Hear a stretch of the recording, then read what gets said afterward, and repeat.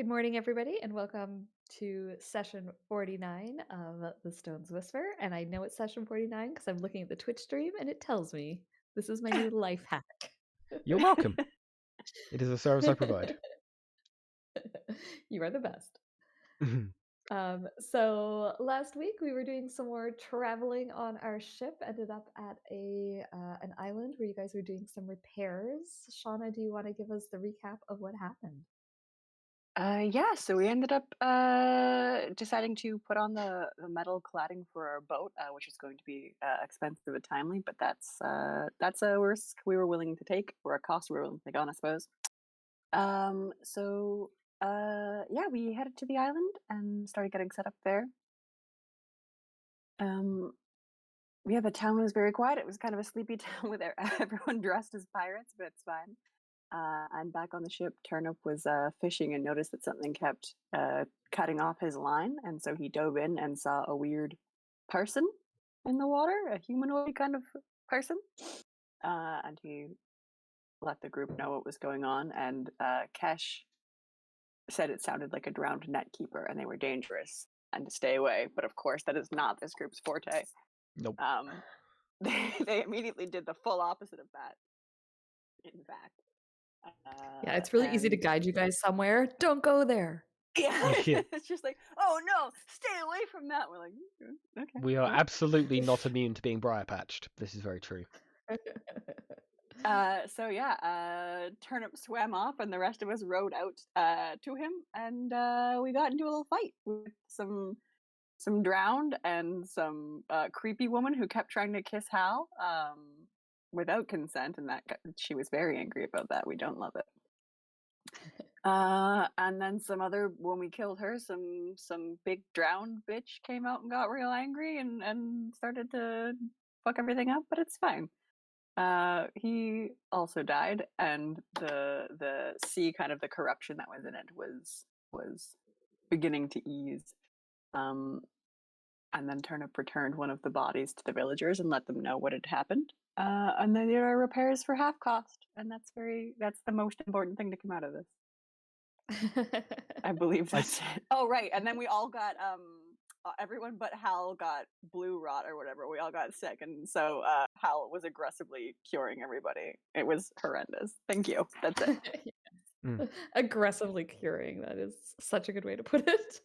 I need to highlight one of my favorite details was immediately after handing over the body, Turnip was like, "And you're going to give us a discount, right?" Oh yeah. Here's your debt. So about those repairs. The villagers were like, "No, Bob." Yeah. Oh no, our lost dead. This is what's been happening to him. Oh god. Okay, so we just saved your asses. It was very much the Jeremy Clarkson. Oh no. Anyway, discount please. Yeah, truly. Alrighty, so I guess I'm going to put us on the Wandering Gull. This is your reminder to log into Sirenscape if you're not already. Doop doop. That's actually fresh air. Fresh air. I love the things they yell. I like to imagine that's Turnip just like possessed by the sea. I've been playing with some of they have these like, so in Sirenscape they've got like the soundboards with all your music and your sounds and your waves and everything you can hear right now. But then they also have they have one shots, which are like just sounds that you can play. And like there's one for like, this is learning a secret. It'll pop in a sec.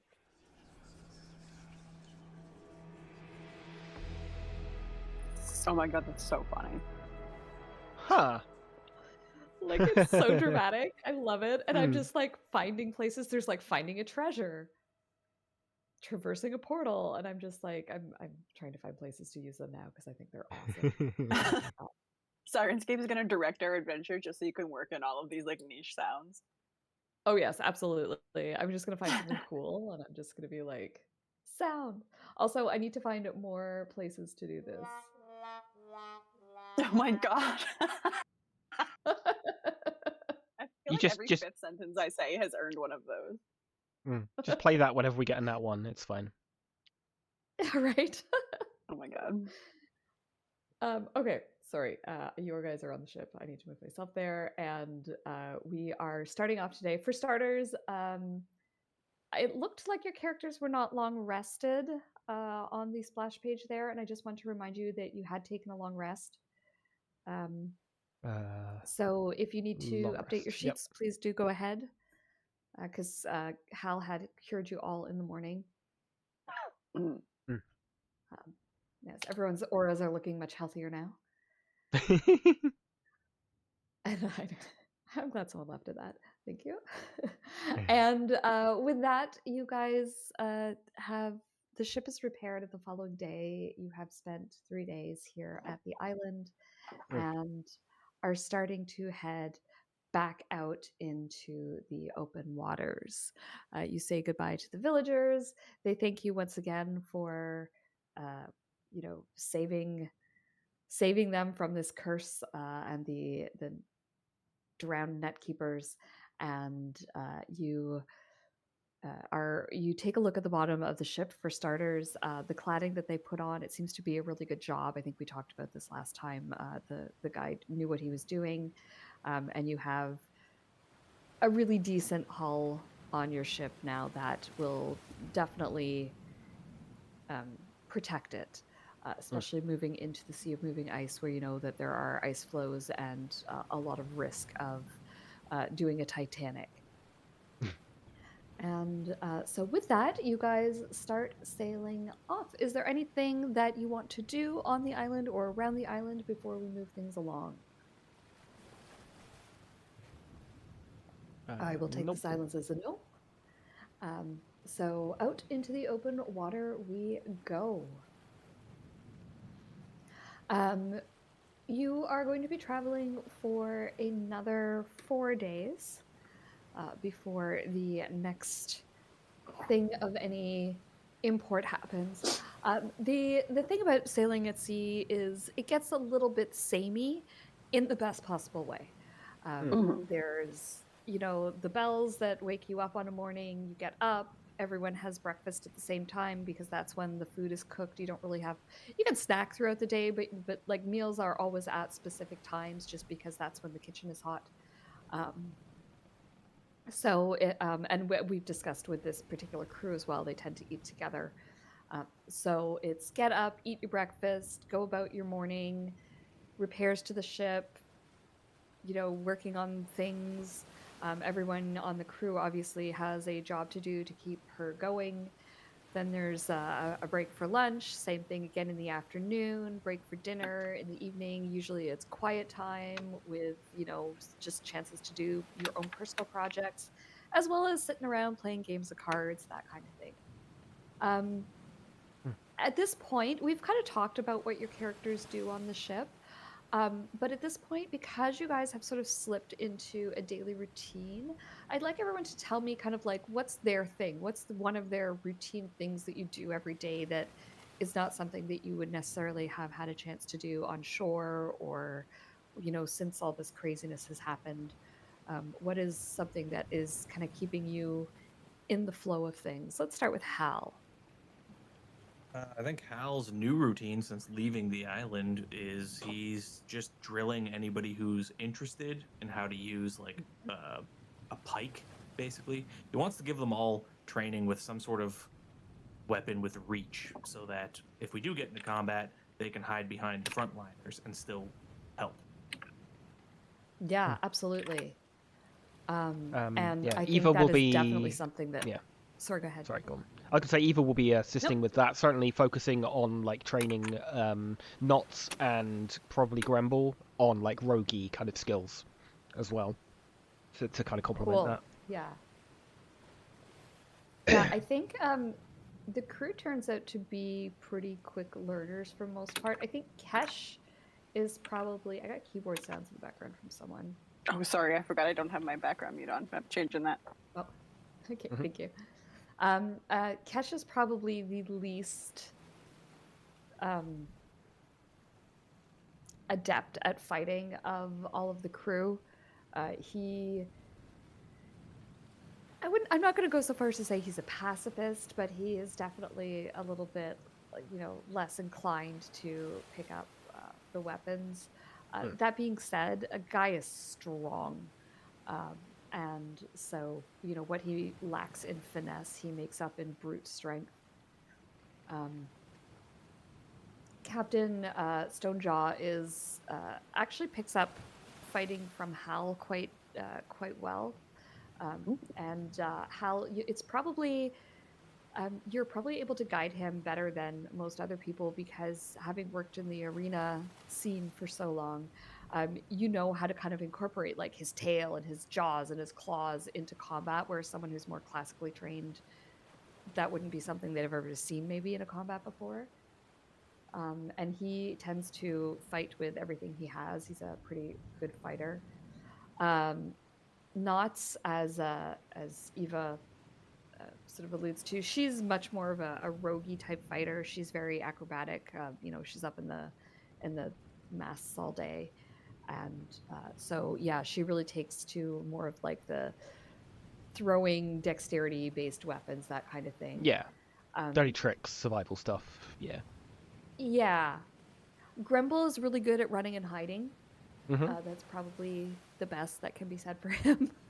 Eva would teach him kind of evasion tricks then, if that's more his wheelhouse, perfect. like getting away from people, Yeah. surviving. Yeah, exactly.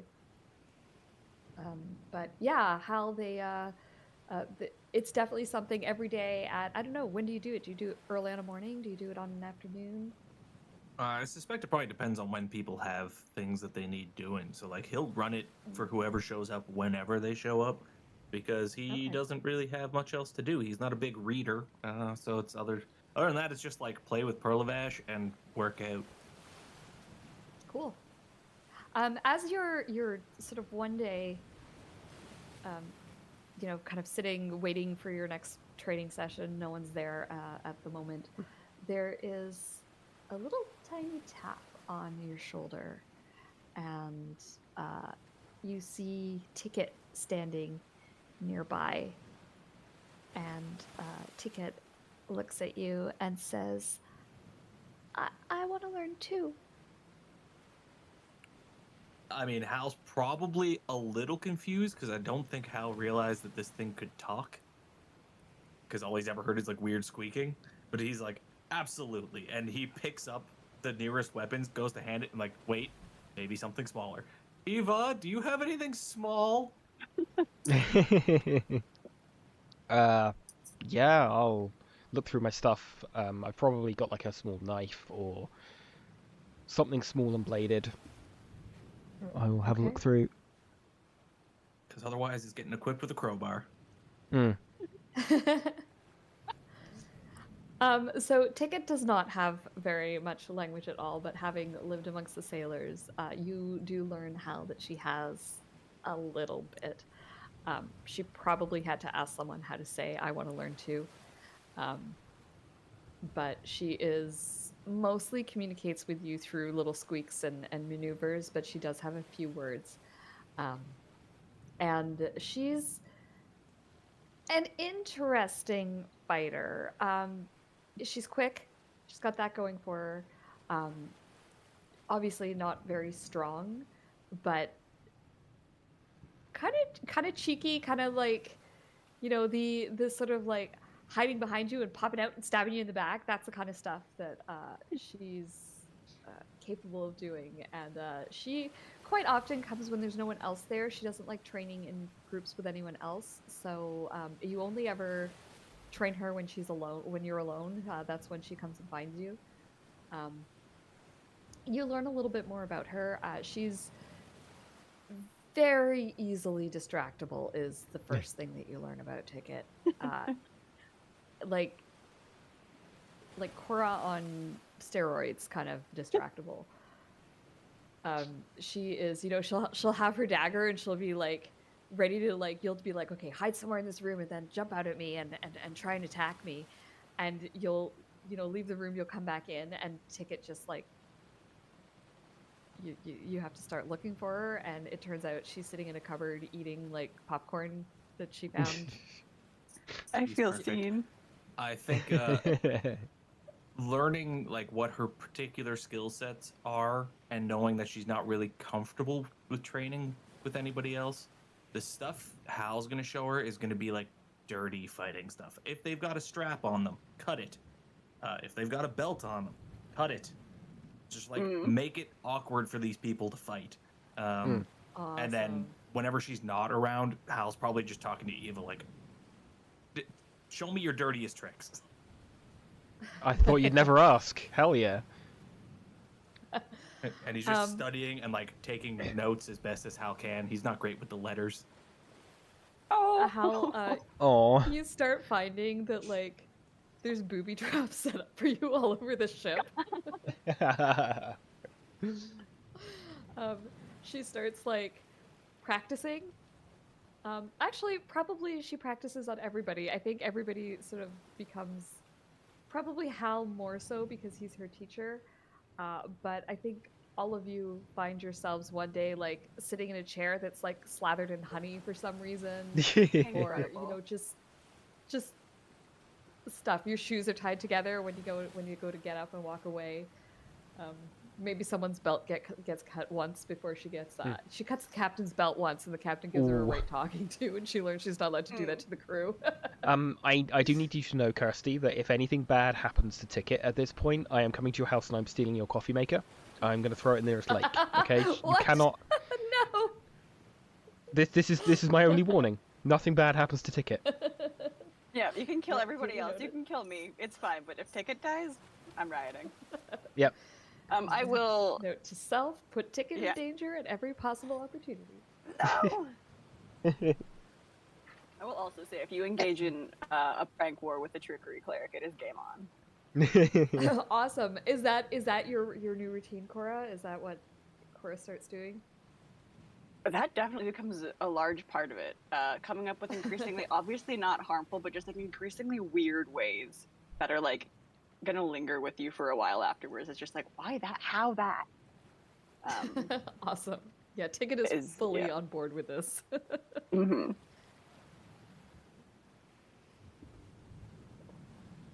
Awesome. What else, Cora? What else is your daily routine? What's something that your character sort of falls into on the ship? Oh boy.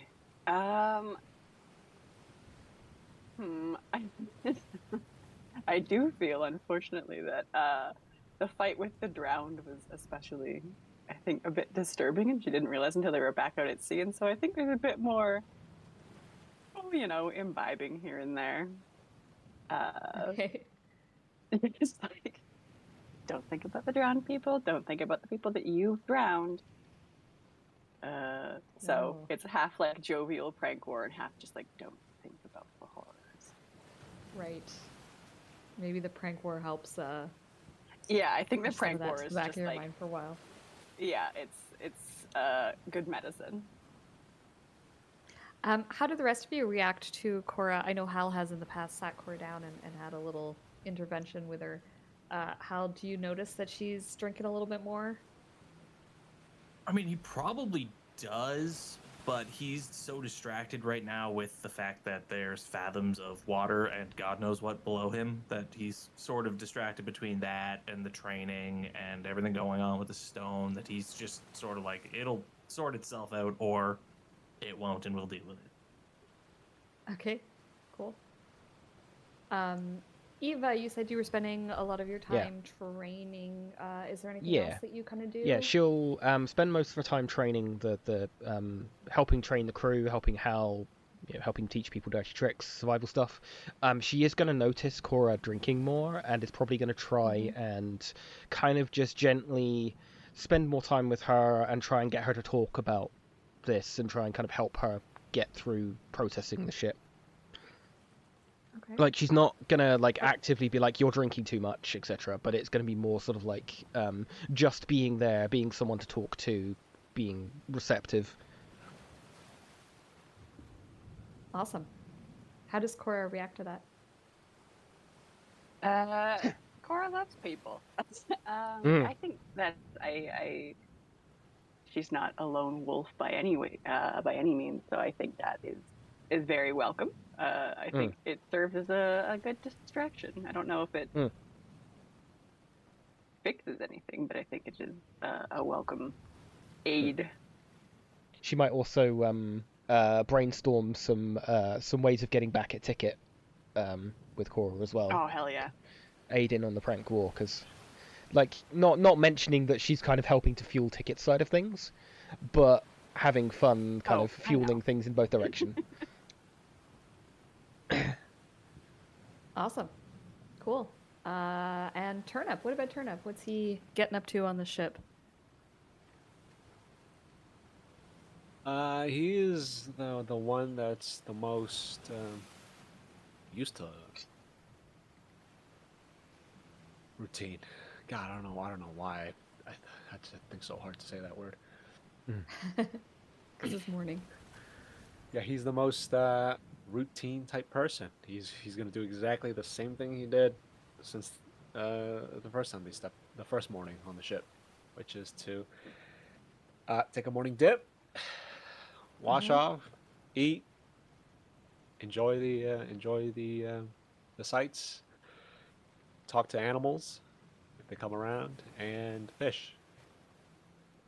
Cool. He's generally, like I said, he's pretty quiet during these downtimes when we're not, fighting for our lives. Yeah, he does not particularly speak to anybody except Kesh and maybe the captain, because he's going to be spending most of his days above decks, and as I said before, he might even some nights sleep above deck when it's warm, just to enjoy the warm sea air. I think Kesh is, you find him a really good person to be around. He's one of those people who knows how to be quiet and when to be quiet. And so he's quite pleasant to just kind of like hang out with, probably likes to throw a line off the back of the ship with you, and you guys spend some just nice time fishing, and kind of, he'll occasionally jump in the water with you as well in the morning, and he also likes his swims. You spend some time talking with animals. Every once in a while, there's dolphin and fish that come up to investigate the ship. And on one morning in particular, there is a dolphin who's swimming by the fish. And you're sort of just chit-chatting with this dolphin, as you're wont to do. And the dolphin mentions that there's a big group that's moving kind of in the same direction you are. You guys will probably cross paths at some point quite soon, in a couple hours this morning. And the dolphin sort of seems to think that it's a nice group, not a bad group. Do you ask any further questions about this strange group that's approaching, or do you kind of leave it at that?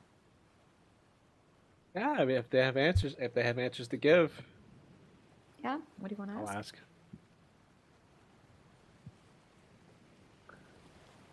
I'll ask. Where you from? The dolphin says, I'm from here, the ocean. All right. You use further south, further that way, that way. I point in the cardinal directions. The dolphin says sort of like, I go every way, but I don't go too much further north because it gets cold and it makes me shiver. Yeah, it does that to you. Oh. Hey, listen, I'm gonna ask. Have you ever been further that way? Like, I don't know. How do I translate recently to a dolphin? Yesterday, smart. Yesterday, recently, before. And which way are you pointing when you say been that way? North, since we're heading that way. The dolphin says, yeah, I'm coming from that way. I'm going back down to the warmer waters. Oh, that's nice. Any, you guys seen anything weird out there? Like creature that might want to eat creatures like us? I mean, there's lots of creatures that want to eat things. But I managed to swim away from them all. There was a big group that's coming this way. You'll meet them. They're friendly though. They gave me some fish. I liked them. Oh, that right. Any chance you remember what they look like? Yes. They have tails like fish and bodies like you. Uh-huh. Some of Oh them. God, we're gonna get Turnip his fish wife. And there's some creatures like me that swim with them and help them pull all their things. And they have other fish that go travel with them that make everything bright and shiny. And they pull things and there's a lot of mess in the water, and you have to be careful where you swim or you get tangled in it, but it's not like nets. All right. Hey, any chance some of them were didn't have any didn't have hair on their head like me? And it's like round and stuff? Like their head's really round and shiny? Most of them have hair. I think one had a rounder head. And All right. one had legs. All right, no, you good, man. I appreciate it. Here, have some fish. Oh, thanks. You're like the nice people. I'll throw. I'm assuming I may have just caught one or two. I just throw one overboard from my little basket. Yeah, the dolphin, leaps out of the water and grabs it and gives you a goodbye wave, plays in the foam along the back of the ship for a little while, and then takes off, heading further south. Do you let the rest of the group know that there's something coming up, or do you just kind of hold that to yourself for now? I just ask Kesh. I would not think to like tell anybody else below decks. I'll just ask Kesh. What's that about? Yeah. Kesh kind of like, he looks at you and he's like, sounds like merfolk, but dolphins are so hard to understand sometimes. They're a little bit, they always seem like they're a little bit off to me, but I can't talk to them. So maybe I'm wrong. All right. It did say it's one of them had legs, like me. That's weird. Breaking nature, I guess. Maybe. I never heard of a merfolk In their with world. legs. Land walkers. Ah, well. I guess we'll see if we run into them. Yep. And Kesh doesn't think to tell anybody either. So you're the only people who are not super surprised. Oh, good. When... oh, good. When you sort of come across a bit of the best way I can put it is like a commotion in the water. You're sailing up during the day, but you can see that there's like more light than normal glimmering off the waves. You can see splashes. You can sort of hear noises coming from under the water. Actually, Hal, in the hold, you're probably one of the first to hear the sounds, because the sounds would go through the water and up through the hull of the ship. So you can hear it sounds like laughing and music, and it kind of sounds like a party. I will turn to whoever's down there with me and just be like, you hear that too, right? I think that the person who's down with you is obviously going to be our little Chewinga friend. And Ticket says, And Hal just drops whatever he's doing and starts slowly putting on his armor again. okay. Ticket tries to help you. She gets in the way more than anything else. She's like grabbing straps to like help you pull them, but she's not strong enough, and she puts the wrong strap in the wrong buckle. And I love her. as you get closer, I think those of you above decks would start to see it. This lights in the water. You'd start to hear some of this commotion. It's a little bit odd because it's coming up muffled from down below. How do you guys react? I'm gonna go see if I can get a look at what it is. Just like go to the edge and or actually, I guess could I climb up the mast and see if I can get like a better angle and look down? Yeah. You climb up the mast. I'm not going to make you do a roll for that. You have Thank no you. problem Go getting poorly. up there. Why don't you go ahead and give me a perception check to see what you can see? All right, and I will of course cast guidance. Of course. 19. 19, nice. Yeah, so you look out over the water, and from your high vantage point, the sunlight isn't reflecting so strongly on the water, and you're able to kind of see down into the depths a little bit further. And what you can see is a bunch of fish that are glowing, that are swimming around in a weirdly specific formation. You also see there's like a little bit of a vortex in the water. You can see shapes moving through it. You see lots of shapes with it look like merfolk, long tails. You can see hair flowing. You're far enough away that you're not getting a great view yet, but you're kind of making out these shapes. They seem to be swimming back and forth. There's some that seem to be racing around. There's a lot of like chaos happening there. It looks to your eyes to be, it doesn't look like they're fighting. It doesn't look like they're running from something, but there's a lot of movement. I will do my best to describe that in the group chat. Okay, so everyone gets a message in their heads. That's weird. Eva will watch from the from the bow, put herself.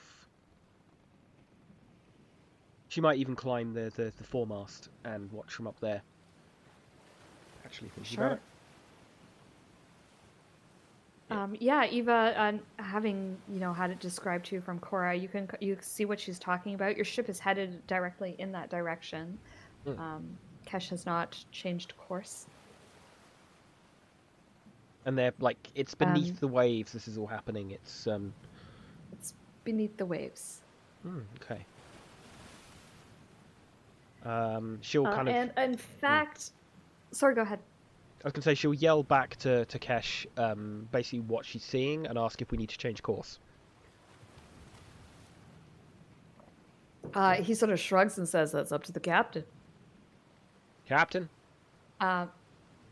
Captain, he's come forward. He's standing at the bow of the ship, and he's sort of squinting out,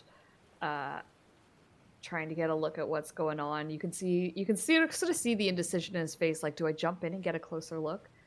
And as he's doing that, a couple of the shapes break away and start swimming towards the ship singular. These two shapes look to be merfolk. And they move pretty rapidly through the water. And Stone and Jaw says, Kesh, slow us down a little bit. Let's let them catch up and see what they want.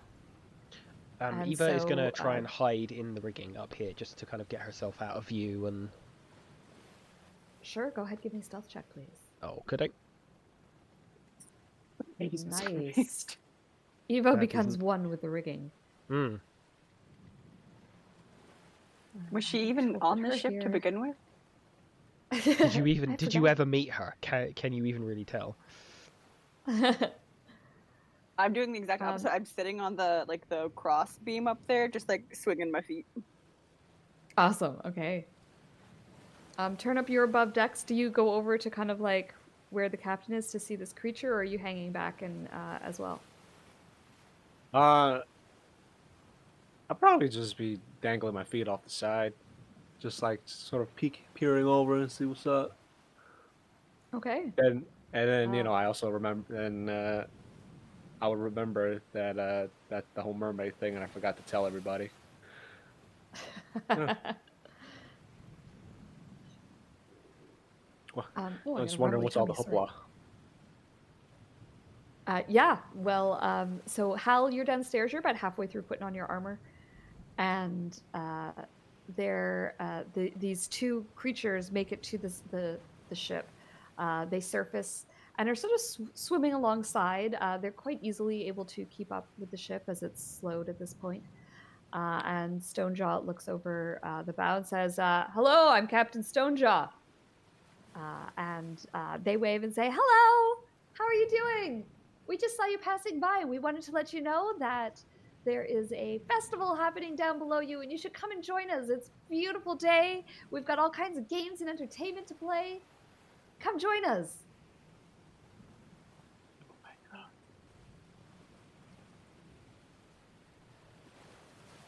We're going. And I'm trying not to have a DM to DM conversation. So Stonejaw kind of like looks at the rest of you and sort of says, I mean, you guys are the ones with the agenda. Are you interested? And the two merfolk folk, one says, "Look, my name's Noreen. Just come on by and take a look. It's beautiful. We even we brought these for you. They'll last for the day." And she sort of like throws these little seashells up onto the ship. And she says, "Just put them around your neck and you'll be good to go." I mean, it can't hurt to have a bit of a fun time. Have some. Cora's already climbing down off the mast and heading over there. I see people. Absolutely. I see people sort of getting excited. Yeah, I'm gonna be that guy and remind everybody that we's kind of on a tight schedule. Right. We could die Hal- at literally any moment, and I'm not going Hal- to die without going to a mermaid party. Hal does chirp up in the like mental link and say, "I don't know. It seems really suspicious. Random festival, Then- middle of the ocean when we're being hunted." Then we should investigate. What's she'll Eva will like cool down to the folk, like make herself visible now. Like, what's the occasion for the festival? What is it commemorating, or? Oh, we're a traveling festival. We travel all over the place. It's more of a this is how we make money thing than a celebrating anything. But I suppose if you wanted to say it was a celebration, we're celebrating the sea. Arnie's. Turnip, that's your whole thing. Yeah, we're carnies. I told you, not to be Yes. trusted. Suspicious. Can I do got some all kind of check kinds to of see if events. I've... and Come on. games. Can I do Just some kind of check? 1 hour. Yeah, we can Yeah, get I on for a guess little bit.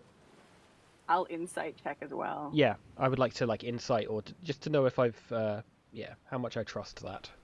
I'm with you on that. I don't care. You could tell me they're sketchy as hell, and I'm still on board. But I just kind of want to. 33 insight. Okay. Let's have a look at mine. I'm going to be nowhere near that, but 16. 16. Okay. Their faces are human, so you are able to read their facial expressions the way that you would a human face. Neither of you are familiar with merfolk culture, so you're not sure. You know, different cultures have different ways of expressing themselves, like through body language and that kind of thing. So you're not really familiar with their body language expression. So they're a little bit hard to judge, but you don't see anything about them that appears dishonest. They seem to have good answers for the questions that you're asking. They don't seem overly concerned if you say no. You know, like there's nothing that's really waving red flags. I don't know if you would have ever heard of a merfolk festival before. It sounds highly unusual, but that does not make it impossible. Which is why we need to investigate. I'm already like walking towards the end. I'm like, come on, just okay. I mean, I know we're on a tight timeline. I know it's dangerous, but like an hour, just a little trip. Well, Yeah, I we hope you. could- Well, Cora, I hope you can swim really fast, because I don't think we should be stopping.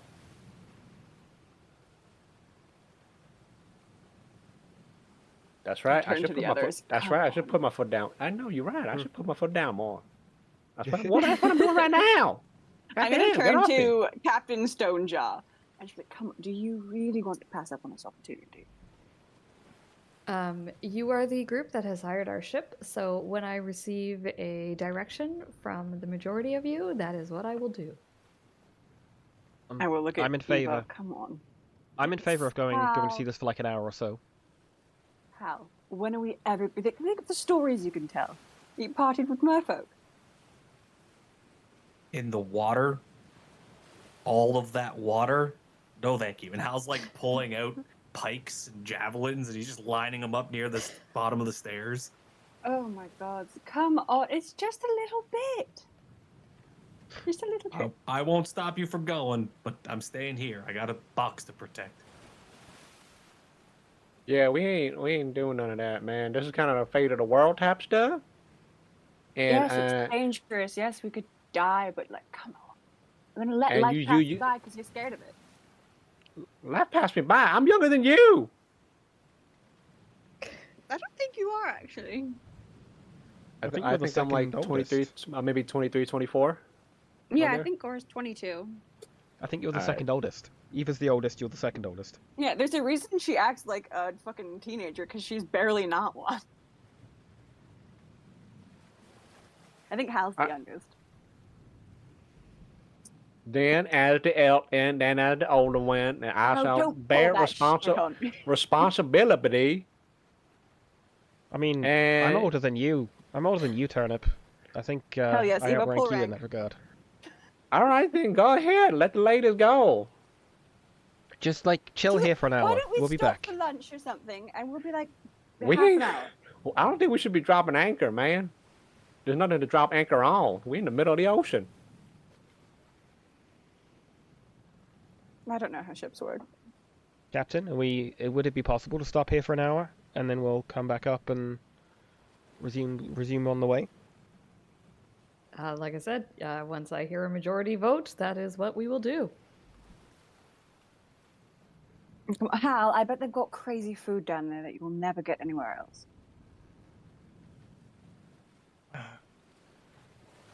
Think of the sushi that Hal they kind can of make. like looks. How looks from Cora, looks to Turnip. Why do I have to be in the middle of this? An hour, and if I have to come down and get either of you, I'm kicking your ass. Oh, by all means, and I'll give him a hug, and I'm just jumping overboard. Okay, do you take the shell with you? That the Yeah, mermaid but threw I onto the also deck? have Turnip has cast water breathing on everyone, so I'm just gonna double up just in case. Because if they're like, "Aha, now you're down here," and then the shell doesn't work, I'm still good. But I will take it as a show of faith. Yeah, same. Okay. All right.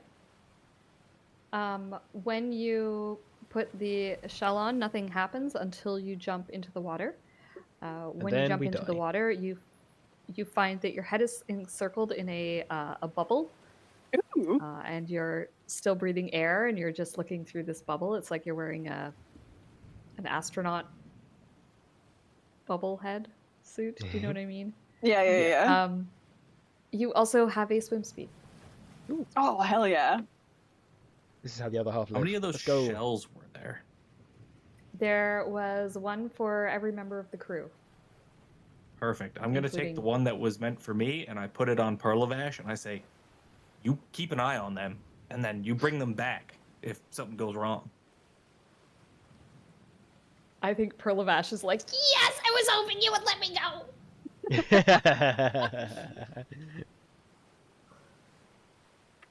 and you pop. Perlavash gets the same thing when he jumps in the water, a little circle around his head. Turnip, are you joining? No. I want to walk next to Hal and say, man, what is it with city women? They all touching the head? Honestly, I'm starting to think so. May the gods have mercy on them. Not like we're trying to save the world or anything. Hey, where's the box, by the way? We should keep an eye on that one just in case.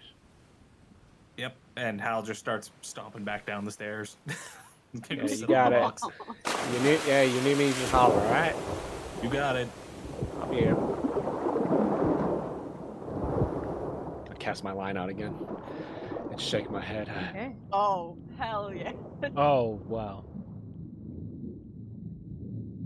I mean, come on. So Perlavash, Cora, and Eva head underwater to the Merfolk Festival. This is what I was trying to find the music for before. And I forget which one I decided was a good one. I think it was this one. It's a little bit somber, but it's better than nothing. And there is, when you get down there, there is all kinds of stuff happening. This festival is sort of set up, and it seems that merfolk have come to it, and they've seen your ship and they've waved you down, and you guys are here as well. The place is, it's just absolutely filled with people. It's filled with lights. There are glowing jellyfish everywhere that are illuminating the whole area. And you can see that there are a bunch of games to partake in. It's called the Drifting Deep Festival. There's a story exchange, there's current dancing, there's Spear the Light, and there's the Breath Borrow race. And you even see a few people with, like yourselves, that have bubbles on their heads that are participating in the events. There's sort of like vendors that are selling food and I would say stuffed animals, but that probably wouldn't fly under the water. So, but canaries in a bag full of air. Oh my god, that's so funny. That's amazing. Yeah.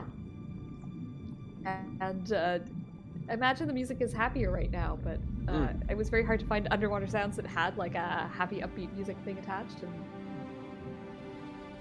unfortunately, this is where we're at right now. It's fine. That's so fun. Yeah, I guess Hal, you can speak for Perlavash, obviously, and Eva and Cora. What do you guys do? Oh my god, where do we go first?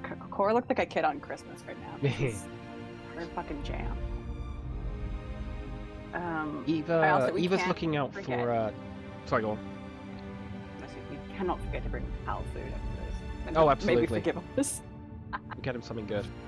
Eva's looking out for like any like carnival games that she can kind of clean up at, like dexterity. Look, there's one over there. Spear the Light. Speed and aim. Sounds good to me. All right, so you head on over to Spear the Light. Let me pull up the notes for that section. So there are. This is like one of those shooting games that you see at fun fairs, but there are these fish that are swimming past. They seem to sort of go in circles. The spears are magical spears. They touch the fish, and the fish like ding, ding, ding. But you're not actually killing the fish. It's just a marker that you hit them. So they provide you with the spears there. You get 3 chances to spear, or you get maybe a minute to spear as many fish as you can. That probably makes more sense. And there's a little stack of spears. You take them and you try and hit them. You're correct. It is sort of something that requires some agility and dexterity-based rolls to do. It costs 1 shell to enter, and if you get a high score, you get 10 shells. If you get and there's different prize levels. What's the exchange rate for shells? How do we get shells? Yeah, where do we go get our first shells? So there is a guy with a bubble on his head, much like you guys, and he is sitting at a little exchange booth, and he's clearly a surface dweller who hangs out with the mermaids. His shell is actually tattooed onto his chest, So it seems as though this is a more permanent lifestyle for him, a permanent transient lifestyle. I love that for him. And he sees you and he says, "Hello, friends! Come here! Come buy some shells off of me, and make sure you can participate in all the excellent events that are happening. Come one, come all!" Sure. Say how much? less. How much? What's your? So what? Talk to me. So basically, one shell is the equivalent to about a silver piece up on the surface. So 1 gold will get you 10 shells. Let's give you 2 gold then. Here you go. And he reaches out and hands you a bag full of 20 shells. Sure. And says, "Enjoy the fair, my friends. And when you come back, if you want to exchange those shells right back, I will give you gold in return." Sure. Thank you. Eva shakes the bag for Cora and's like, "Well, split these." Oh, bless, thank you. And then yeah, she's gonna go So back to the spear. Okay, you head back to the sphere thing. Is Perlavash hanging out with the girls? Yeah, I think he has been sort of like distractedly jumping around like a really excited, I don't know, ferret or something, from like shiny thing to glowy thing to shiny thing. And then when they shake the bag of shells, he runs over, he's like, "Oh, thanks." No, but sorry, this isn't food. This is currency. Oh, so I get to play too? I mean, yeah, you can have a go at something if you like. Great. What are we doing now? I'm gonna We go put him in a throw dancing some. contest. Yeah, you can definitely do that. I'm gonna go throw some spears at some fish. If there's anything you want to do, you tell me and I'll pay for you to do it. I'll throw spears at fish. Okay. Not sure how that's gonna work, but I mean, I want to see you try. There's no way it will work. But Perlavash is excited to do everything all the time. Oh my god, I love him. I have a question. Do you guys let the others know what's going on with your group chat? Yeah. Also, we'll yeah, give you a can- rough update. Yeah.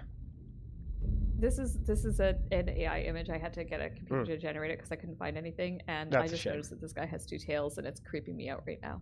Where? Right here. Oh yeah, he's my got God, a tail yeah. and legs. That's the Starbucks mermaid. Yeah.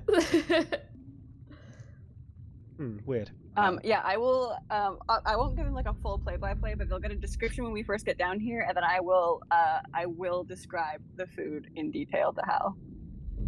I don't think you have to worry about that too much because Hal and Perlavash have a mental link, and the way Perlavash is, Hal's just getting bombarded with like telepathic messages the whole time. The group just bing, bing, bing, bing, bing, bing. Turnip, does this change your opinion? Are you gonna come down and participate, or are you like, no, I'm staying up here. This is. Nah, I'm gonna be staying up here, man. I will just say we've already stopped, so you might as well enjoy it. I'm good, man. All right. I got my party an hour when I was back then when I went to Billy Bob's on Tuesday afternoon. Did a little bit of One two-step. party did it for you. I went to Billy Bob's quite often. Another time though. I'll have to Okay. get tailored later. All right. Yeah, I'm fascinated. Yeah, so yeah, I'm gonna go and have a go at Spear the Light. Pay for myself and Perlavash and Cora if she wants to have a go as well. Yeah, why not? Okay, I'll pay 3 shells. Okay. So you pay 3 shells, and you're each given a little stack of magically replenishing spears. Like I said, you're not in danger of actually spearing any fish, but they do. The glowing fish swim by in those kind of like those ducks. Mm-hmm. Do you know what I mean? Yeah. But they're glowing and they move, and you throw the spears. It's set out so that you're not going to hit any mermaids as they're swimming around. Let's get. We'll call these dexterity-based attack rolls. Can I Oh, God. use my Radiant Blade? Because I'm, like, kind of proficient and expert in throwing things. Yeah, sure. Yeah. What am I rolling, and how can I magically bless myself? Just a dex check, or dex plus what? Dex plus. Do you have proficiency in spears? God, I don't know. I think you probably do as a cleric. I think you're pretty much proficient in every weapon, so you can go ahead and roll Dex plus proficiency. Okay, Wish this music was happier. 7. I still like it. It's still good. Cleric. Okay. So yeah, Eva, your first round goes really, really well. You're just like bing, bing, bing, bing, bing. Fish are lighting up everywhere. It's actually drawing a crowd of people. They're clapping and cheering. Cora, you do kind of like decently. You're definitely above average when it comes to doing this, but like, I mean, Eva's on track right now to get a high score. How does Perlavash attempt to throw spears? I think How- Perlavash just picks how one does up he in fail? its mouth and kind of like tries to swing his head to throw it, and it just sticks into the ground in front of him. And then he grabs the next one and does the same thing.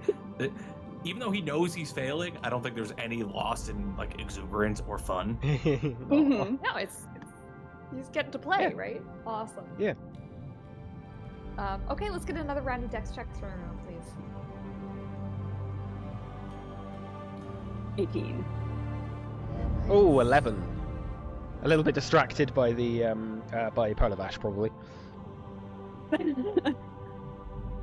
Yeah, so Cora, you kind of like, you know, Eva's doing better than you. You kind of like set your shoulders and you're like, okay, here we go. And you really like zone in. You're spearing them left and right. People are again clapping and cheering.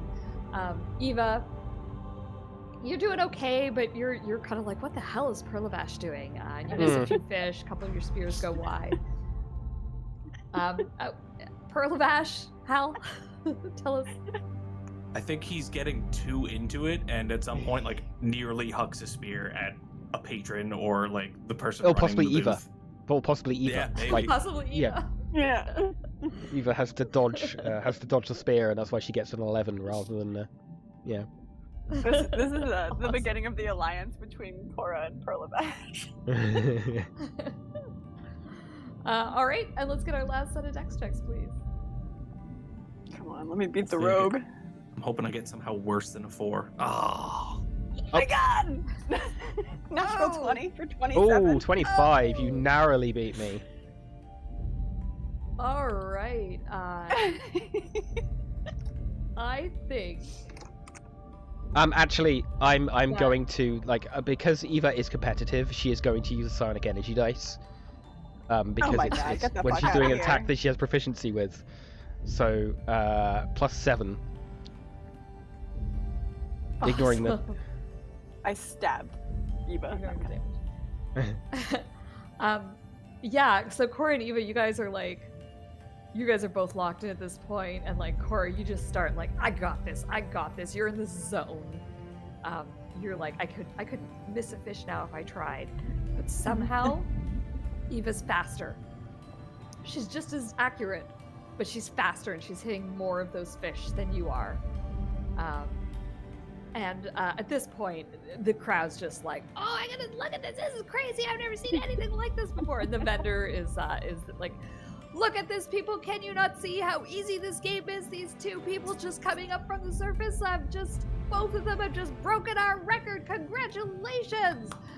Unfortunately, we have one main winner today, and that is this young lady right here. What is your name, my dear?" He's talking to you, Eva. Eva. I just want to Eva, add. congratulations, like, Eva! some- New high score! I want to see what it actually worked out as, just to like add the 7, 4, and 9. How close we actually got to each other. Oh, by 7. Listen, as a non-rogue, I feel like holding my own a little bit against the rogue is enough. No, of an you did accomplishment. really fucking well. I hella proud. Pretty Eva, you impressive. get a nod of recognition from Eva. Hell yeah. Like the psionic dice actually changed it from being a tie to being Eva wins. I debated using guidance, but I'm not a cheater. I mean, it's not Yes, an you ability are. that you can use. It's not a skill check. It's an attack roll. So you can't use guidance on it. You'd have to use bless. I thought it's a dex check, isn't it? It's an, Anyway, whatever. Kirsty said it's an attack roll. Oh, well, I could have kept it. So, Well, either way. Anyway, you both win 10 Yeah. shells. Hell So yeah. you spent 1, you get 10 back. There's a little booth with prizes that you can go spend your shells at later with your prizes. Perlavash, it does not do so well, but he's probably enjoying all the clapping, thinking some of that is for him. Hell yeah, I'll celebrate. 100% for sure.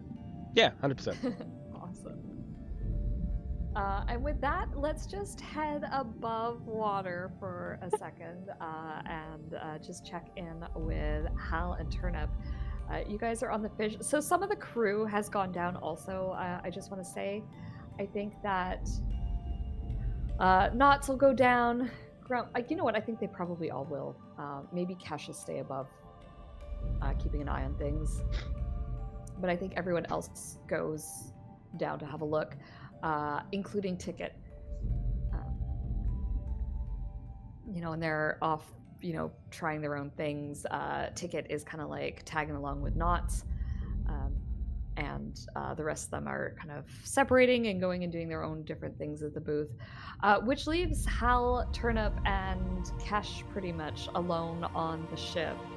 Kesh is kind of like you guys. He's sort of like, he's shaking his head at this, and he says to Turnip, "For an urgent mission, there's an awful lot of side tracks that are happening here." Well, don't look at me. What? Hal and I are the one. I suppose we're the responsible ones. Certainly seems that way. You're telling No. me. And my people, often it is the females who are, as they grow older and larger than us, are often the more wise ones. But I feel that it is different in your people. It is the males who are the wiser, more sensible ones. Well, sometimes. But I suppose there's exception to everything. Oh, of course, of course. Yeah, those two, the other two, they're kind of, strange. They's kind of strange. I blame all the city fumes and stuff, like growing up and all that stank and all that. Can't and the imagine stenches. growing cramped up in together. a city. Sounds horrible. Yeah, I cramp. would pick the open ocean any day. They're strange. They're very strange. Mind you, I've met a lot of strange women before, but I guess they really they're definitely in the top 5 of strangest women I've ever met. Yes, I think I may have to agree with you. They may be in my top 5 also.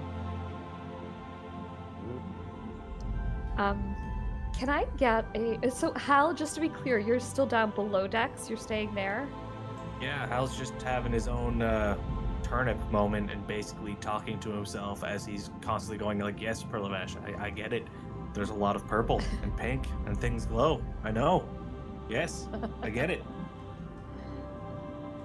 Okay, so Turnip, can I get a perception check from you, please? Sure.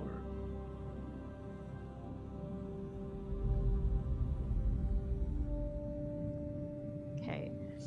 You notice an unusual amount of fish in the area.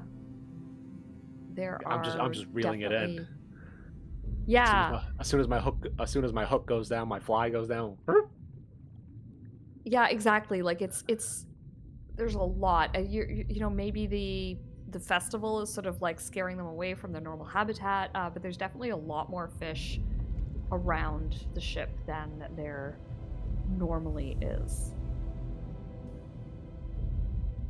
And Kesh is kind of like, looks like we're eating well tonight. I guess. You ever seen something like that? I heard a school of fish, but it's more like a crowd. Big one. gonna roll a little check here and see if he would know. He says, I've seen fish move in great numbers like this when they're running from a predator. Perhaps this festival is scaring them away. I guess. Do mer people eat fish? I believe so, yes. Well, that just seems wrong, don't it? Well, I guess It not does too seem- wrong. Big fish eat small mean- fish. Yeah. Yeah, other fish eat fish. As long as they're not eating other merfolk, that would be more horrifying. Now that you see, Note to that self would for be future campaign. that'd be a fun story to write. You know, you should probably get like you could probably own that story and make a lot of money. If you write it. It's an interesting idea. Maybe I shall become a writer of horror fiction. And on that note, we're gonna go back down with the festival people. I don't like that you said on that note to horror. I'm gonna Hold look up. up. I want to look up in the sky a little bit just to see how much time has elapsed from the sun's position. Probably about half an hour. All right. I'm gonna concentrate. I'm gonna concentrate and tell everybody, right? Because it's a psychic link to everybody. Time is ticking. Y'all don't got much time left. We just got to get on the move pretty soon. All right.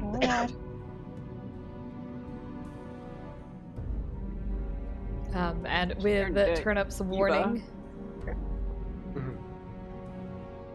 Seriously, how Maybe did turn this how are morning, they you so guys- late? Mm. Party.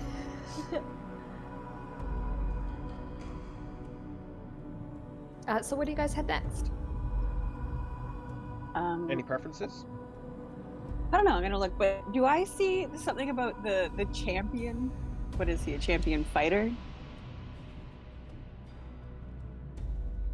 Champion of Brindle questionable yes. territory. Brindle Two Lungs, the champion of questionable territory, is he's one of the racers in the Breath Borer race. Oh, So this okay. is actually him down here. Okay. If it was fighting, I was gonna try to tempt Hal one more time, but I don't think Hal will care about a race.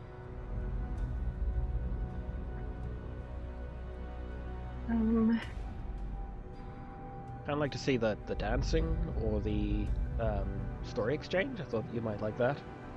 Yeah, I my next place I want to go is I want to go to the story exchange.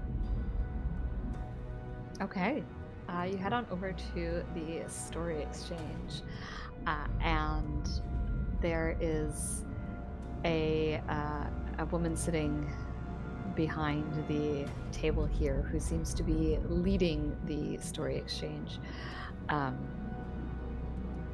So she is currently listening to a mermaid tell a story, and there are some trinkets lined up on the wall behind her, and the mermaid is saying, and then we all fled from the great beast as its teeth tried to chomp us, but I managed to escape, but I still have the nick on my tail to remember it by. And she holds up her tail, and there's a little nick taken out of it where something has chomped her once upon a time. And everyone kind of like claps, and the storyteller, the story exchange leader, I guess. Her name is Noreen, just for ease of reference. So Is Noreen she the one we says, met up above? yes. No, that was Nera, wasn't it? Sorry, that was Nara that you met. Narita Oh, is who you okay. met up above. This is Noreen, who is the story exchange. So Noreen says, excellent story, thank you so much. You may choose one of the prizes. And she, the mermaid, takes one of the prizes off the wall. She looks absolutely thrilled with it. And she Noreen then turns to the three of you and says, "Do you have a story to exchange? One shell, and tell me your story, and in return you get one of the trinkets from the above board." Oh gods, do we ever have stories? Absolutely. What do we tell them? What is safe to tell them that's also exciting? That's the problem. I will tell them of the story of the wyvern journey to the top of a mountain where there was a hidden library and an ancient dragon, and stories lost to the ages. And I will dramatize the shit out of it, but I'm also going to use I have thaumaturgy, which is just the spell for dramatic bitches, and I will be using it to like add, like rolling thunder in the background and like the sound of the howling wind, and I'm just gonna like, things are gonna shake and light up and make sounds as the story goes to just really, really commit to it. Excellent. Man, I bet you why really don't you- regret not buying a cloak of billowing for this. I do. I should swim back up and be like, I'll give you your cloak. Could I please have a charisma check from you, please? We'll call it persuasion. Performance? And you Is that- have I'm advantage not thanks to your charismatic. thaumaturgy. Pardon, sorry? You have advantage thanks to your thaumaturgy. Hell yeah. I'll also give myself guidance. I am not a charismatic girl. 23! Hey. But I am Nice. dramatic. So you know what? You start to tell your story, and once again, people start to crowd around at the booth as you speak. And what's her name? Noreen, when you're finished, says, "Oh, excellent! That is the best story we heard today. Bravo! Well done. You may choose any of the items from the board here." I love a And she trinket. has there's a shell. There is a thin glowing strand of kelp that is woven into a bracelet. There is a tiny, softly glowing jellyfish in a glass orb. There is a smooth, seaborne glass disc stamped with a symbol. There is a small coral brooch. There is a piece of driftwood shaped like carved into the shape of a tiny boat. There is a sealed vial filled with shimmering bubbles. There is an iridescent scale that shifts color. There is a small, intricately tied rope knot, and there's a smooth, cool stone that faintly pulses like a heartbeat. Ooh. You've put all of my temptation in front of me at once. A little trick. Every one, I'm like, oh, that's the one. That's the one. This is the hardest thing I think I've ever had to do. I will go with what was the thing that pulses? That was the pebble, a smooth, cool stone that faintly pulses like a heartbeat. No. Oh, actually, sorry. There's glittering bubbles in a jar. Yes, sealed vial filled with shimmering bubbles. Yeah, that's the one. I want that. It's Okay. sparkly. I'm easily distracted. You take a bubble glass vial. Here is your reward. Oh, Ooh, that's fun. very nice. I think at this point, Pearl of Ash is like hopping back and forth, going, "Oh, me next, me next. I got a story. Me next, me next, me next." Okay, so Noreen turns her attention to Pearl of Ash and says, "Yes, please pay me a shell and tell me your story." He will look to Eva for the shell, Yeah, provide the shell for you. and then launches into the most meandering, nonsensical story. Has no beginning, no middle, no end. Keeps rambling until he's told that's enough. Okay. Perlavash is allowed a consolation prize. Do you want him to roll a charisma check, or is the whole point that he's not? I mean, he's gonna be bad at it. He's got -1. Yeah. Yeah, that's terrible. He's offered a consolation prize. The real prize is the 5 minutes of silence that Hal gets because Perlavash is so focused on the story that he's not communicating with Hal. Okay, so there is his choice is there's a shell. There is a stringy clump of kelp that looks like a wig. There Obviously that is one a small sort of normal colored pebble. There is a small floating bubble. There's a crude compass, and that's it. Those are his choices. I think he takes the pebble. Oh, I love it. He's really excited about the pebble, and he's gonna I'm gonna give this a ticket. Oh, pebble of mild inconvenience. Perfect. No. Yep, that's gonna show up in all of our boots because Ticket likes pranks now. And Eva, are you taking a turn at this as well? No, I'm not. Eva's not. Oh, come on. Okay. No, there's other stuff she wants to do. Oh, okay, fair enough. And I can All hear right. Turnip counting down the minutes in our head.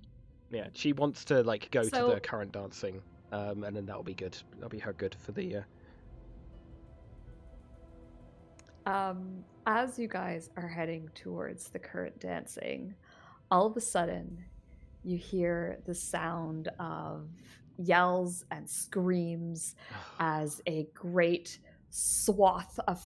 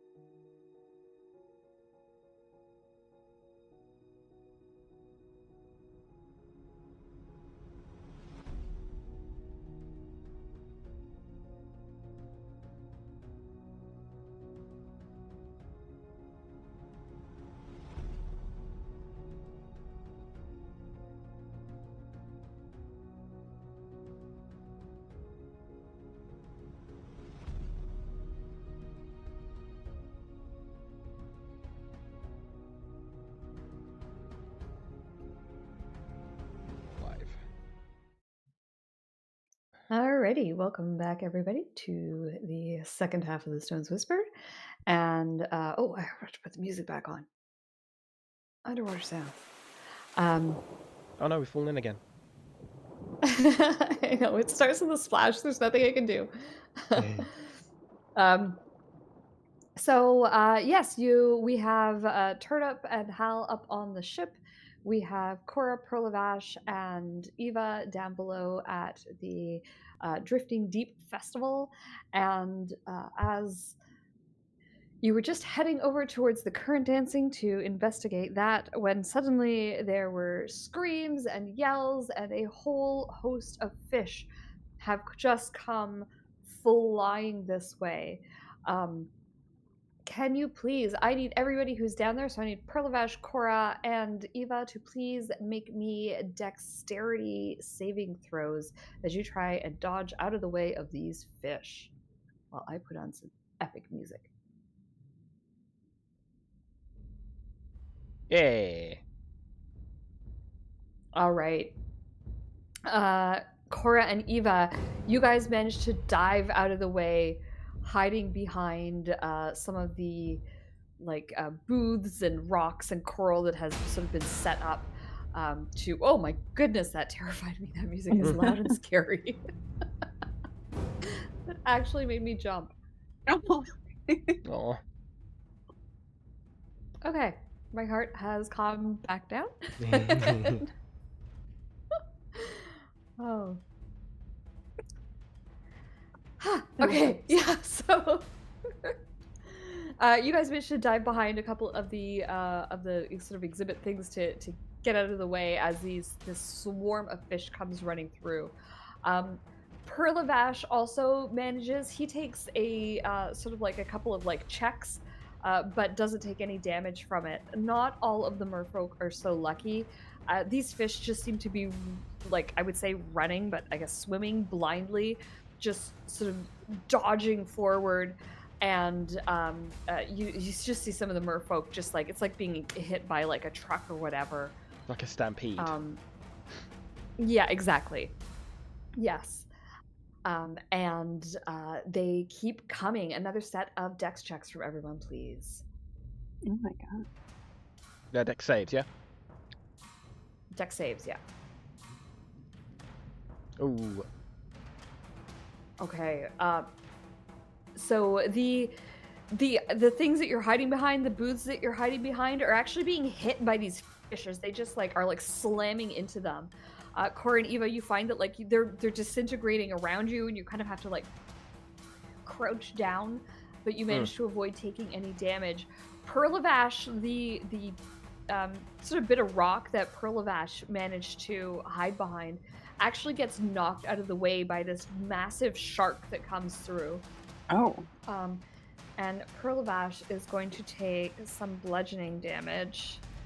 5 points of bludgeoning damage to Perlavash as this shark just doesn't attack him, just bashes into this rock. The rock bashes into Perlavash, and everything just goes flying. Perlavash just goes but wait, what game is this? What are the rules? Get to cover. Get to cover, Perlavash. Up above, I imagine that you're kind of hearing some of this in the group chat. And Turnip, those fish that you've been catching more and more of, all of a sudden, it's like a churning mass of fish up at the surface. They're churning all around you. Something is wrong. You can feel things hitting the boat as they're coming up to the surface. It doesn't seem like it's A, doing any damage to the ship because you've got your fancy new hull, and B, it doesn't seem intentional. It's just the ship is in the way of them moving. What are you guys doing? Hal, you would hear this from down below, obviously. I think Hal's concerned with the fact that he hasn't heard from Perlavash, so he's just what is going on? And he's getting an update as to the fish, but he's getting it from Perlavash, so it's probably not super accurate. Probably a lot of I don't understand the game. Yeah, more or less. I looked at Cash. He's the one that's been around here. Yeah, Cash is looking at you I've never seen this before. Something is wrong. You better call your friends and tell them to get back up here. All right. I'll concentrate. Something bad, something weird's going on. Get up. Come on. Come back. Wait, kind of Y'all had thing your here fun. at the moment. We will get back when we can. I mean, I could get us up at any point in time, but I'm concerned about the people down here. What's going on? What are you talking Like a about? You making too many stampede of- goddamn friends down there? It's like a stampede of Yes, fish all down over. here. People getting hurt. Yeah, they seem frightened. Like they're just kind of bodying through. I'm currently hiding behind a bar. Wait a minute. Nope. Focus. Priorities. Survival. This is my priority. Survival, Cora. Please, I'm begging you. I can multitask. Wow, look at that. Uncle Turnip right again. No, I don't want to do it. Man, I seem to be Eva, on a how do you- generational run. Eva, how do you kick him out of the group chat? I don't know if I knew. How deep down are you guys right now? That's a Kirsty? good question. Yeah. They are. I don't think super deep down because you were able to see them. We'll say like 30-ish feet, Oh, is that all? maybe 60 at the deeper parts. Yeah. This is not on the floor. The festival is sort of like hanging in the water. Okay. That's very fun. I mean, I don't know. I don't know what we can do about a bunch of stampeding fish. Throw some nets in, but they're just going to tear through the nets. There's so many of What them. I'm And possibly more take the concerned boat about- under. Why they're stampeding? I don't know what's behind all this. Well, you wait around long enough, I'm sure you'll find out. That's what I'm concerned about. I mean, safer for us to get up on the ship if we can, I guess. But yeah, there's everyone else down here's in danger too. If we need to bail out of here, I can bail us out, but I don't want these people to start getting attacked. All right, and as you guys are sort of like formulating a plan, the crazy swarm of fish has died down. They're all kind of like up at the surface and are moving away. At this point, you see a huge, hulking shape that comes moving forward. It too seems to be swimming. It is moving fast. It is heading towards the like right through the center of this festival that's going on, and it is a whale. It's Oh, moving God. fast. It is headed your way. And can I get from Cora and Eva and Perlavash, who are all under the water looking at this, can I please get perception checks? Mm-hmm. I guess I can't cast guidance right now. Everything's kind of going. Yeah, you probably wouldn't. This is just like to see what you notice. Yeah, so I yeah, don't yeah, think it would be something that your character would. 24. 27. Okay, yeah. Eva and Cora and Perlavash all notice that this whale seems to be injured. It's swimming Oh God. a little bit erratically. It looks, to your mind, panicked in the way that it's swimming, and it is coming forward fast. What do you guys do? I Yeah, think yeah. Perlavash goes, time to go, and he grabs Eva and he's going to do his face step. No, mother. Okay. All right. And where is he bringing, like, pretty Just much right up to 60 the feet up. ship? Yep. If it can get all the Okay. way to the ship, that's where he goes. Okay, well, you get to the surface, and then, you know, the ship is not far away. So Turnip up on deck, you would see Eva and Perlavash at the surface suddenly. Cora, you're down below. What do you do? Actually, let's start with Eva. How do you react to that? Eva is angry at being like grabbed like that without any kind of like Perlavash, for fuck's sake, Cora's still down there. Perlavash goes, I know, and he starts running towards the edge, and he's going to jump off the side of the boat. No, You're gonna it's get your- not. I'm fine. You're we're talking at to the Queen the- of Teleportation. Yeah, we're at the surface. We've not made That's it back fine. to the boat yet. Oh, in that case, he just goes, I know, and he dives back under. Okay. Of the ship. Cora. Yeah, Cora's not immediately concerned about herself. I will bring out my duplicate and just have it go a good distance away from me, so that if I need to in a pinch, I can just swap locations with it and be fine. So if the whale's heading for me, I'll switch with it, and if the whale's heading for it, I'll switch. I'll just kind of keep shunting back and forth. Okay, as needed. Let's go back up to the surface. Turnip, you've seen the water get quiet. You see Perlavash and Eva suddenly appearing at the surface. Do you want to take any actions at this point? See, not real. I mean, I'll throw the climbing net. I'll let it loose so they can climb up. Well, not Perlavash. She's quadruped. Can fly as fly. well, I think. So That too. Yeah. But no, I'm gonna stay out of there. I mean, there's like a stampede going through. Not a stampede, they're fish, but a finpede Finpede. going through, and there's a bunch of aquatic life. I'm not really gonna go down there and risk getting swept away with the tide. Okay. Eva will Hal, any she actions? grudgingly. Sorry. Yeah, go on. Sorry, I just want to say, Hal, is there any Sure. actions that you want to take? Hal is again collecting all of the pikes and javelins and placing them within easy reach. And start bringing some of them up on top of the deck. All right. Hal's getting himself ready. And sorry, Eva, what are you Yeah, doing? that's okay.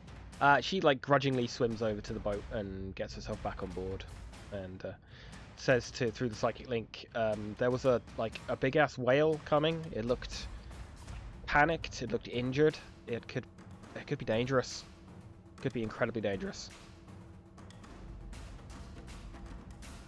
Okay, and Eva, as you say that, we're gonna head back down below. Cora, this whale is headed for you. You use your teleportation to switch with your dupe, and the whale just comes barreling through this whole festival. It is swimming like mad, its tail going up and down through the water, and it's just, with every strong stroke of its tail, it's just pushing things around it.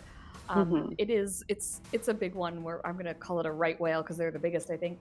And it's just flying. It's, like I said, it's injured. You can see that there are some great sort of open wounds on its body, as though it's been attacked by something. The wounds are big. Its blood is pouring from it, and as it goes, bits of the festival, people are just fleeing. Everyone's running in different directions. You definitely see some people get hit by the whale's tail and just get flung aside. Can you please make me a strength saving throw as you try to avoid being thrown about from the ripple effects of the whale's tail? Yeah, this will be funny. Oh my god, 16! Hey, nice. Yeah, so you notice what's happening. You see people being flung about by this tail. And you have two options here. You can either go with it and kind of just let yourself float and try to avoid the jetsam, or you can hang on to something. What do you think she would do? I think she's trying to see what the whale is running from, so kind of wants to stay stationary. So I think she'll just grab onto something and try to stay put and keep an eye on, because something big did this, and if it's still bleeding, it was recent. So I think her concern is holding ground and trying to clock the bigger danger. Okay. So the whale goes tearing past. The whale comes up and narrowly misses the ship, for those of you on the shore. Eva, you're swimming over, you're climbing up the nets. When the whale surfaces, it does one of those whale half leaps out of the water, which is going to create a big wave and kind of knock the ship. I need everyone to make me dexterity saving throws. Okay.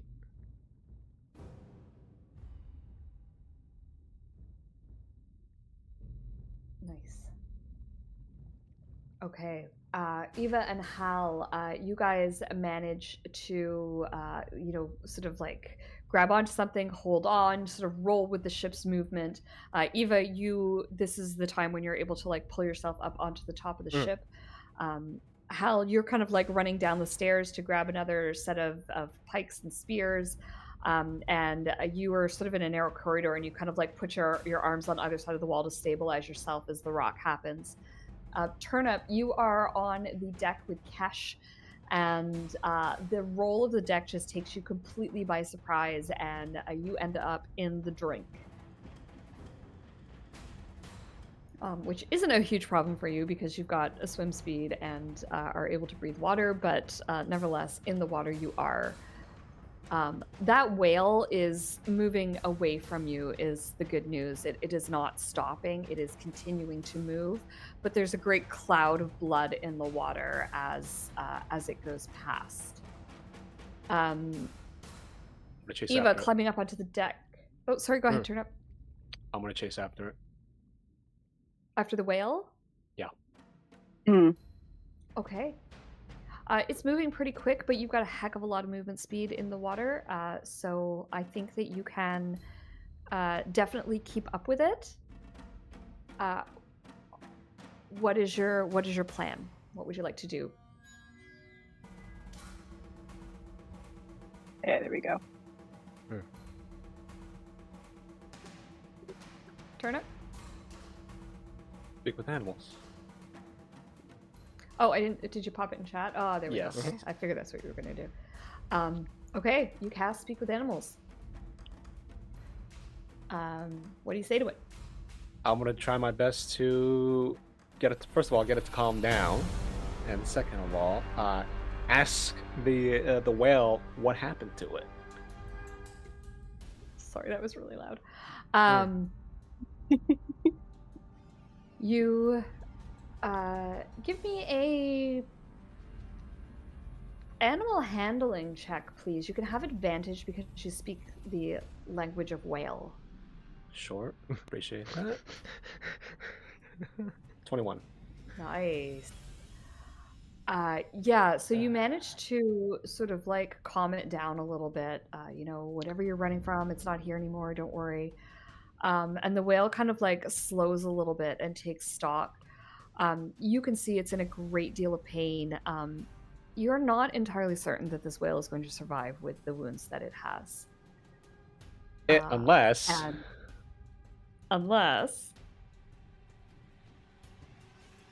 Turnip wow. casts fentanyl on it. Jesus Christ. 12 plus 39. Awesome. 51. So many heal points. Awesome. You touch the whale, and its wounds start to get knit together. The blood stops, filling the water, and the whale starts to kind of like it's up at the surface. It probably like breathes some air out of its blowhole, and just takes a second, and it thanks you, and it says, "I have never been so scared in my life. Thank you. Thank you, small friend." Hey, big guy. Hey, big buddy. Big friend. What happened to you? What's going on? I was in the water. I was swimming. I was eating. And then there was pain. So much pain. And it was dark. And there was a creature made of dark. Creature made of dark, huh? Like ink? I'm trying to describe squid ink, octopus ink. Yeah. It says there was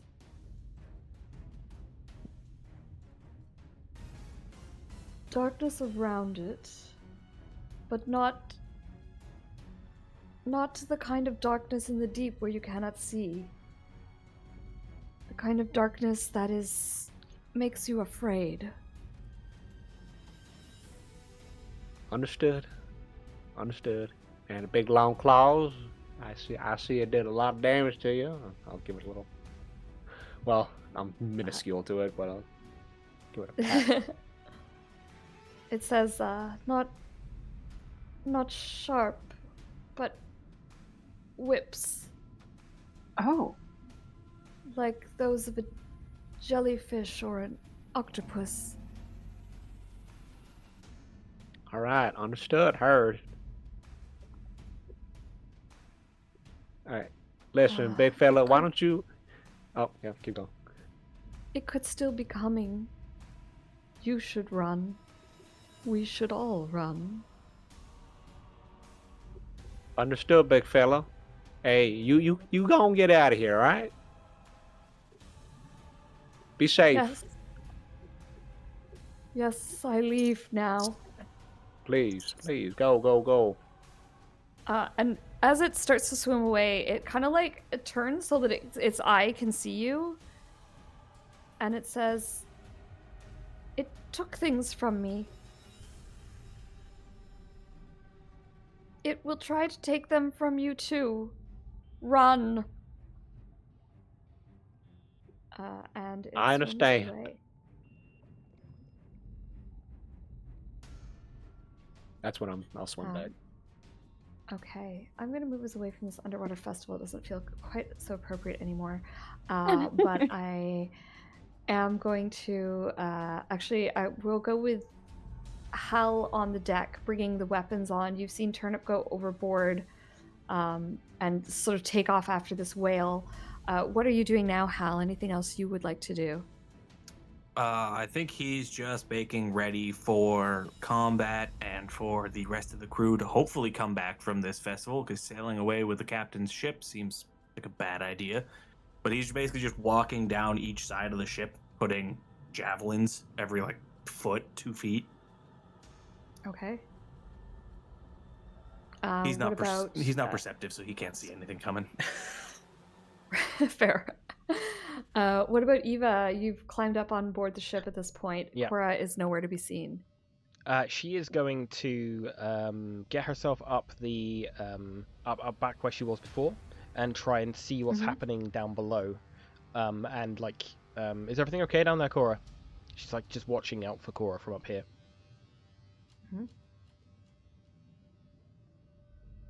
I don't know. Something's going wrong, obviously. I'm okay. But I think something's coming. So, God, brace yourself. Understood. And I'm going to try to help Perlavash, because I think Perlavash came back down. So I'm going to try to help Perlavash find the other crew. Because I think Knots and Ticket and Grumble and the captain are all down here. So I'm going to help. I'm going to try to help Perlavash find them, because I can move fast if I need. Okay. So I'm more concerned about them. So I did little secret sneaky DM rolls for them. Ticket is fine. Ticket actually has made it to the surface of the water. She was going to hit the surface this round. So I think anyone looking out onto the water, maybe Eva, you would see Ticket's head appear, and then she kind of like, climbs up into the rigging and kind of like sits on your shoulder, kind of just like shivering.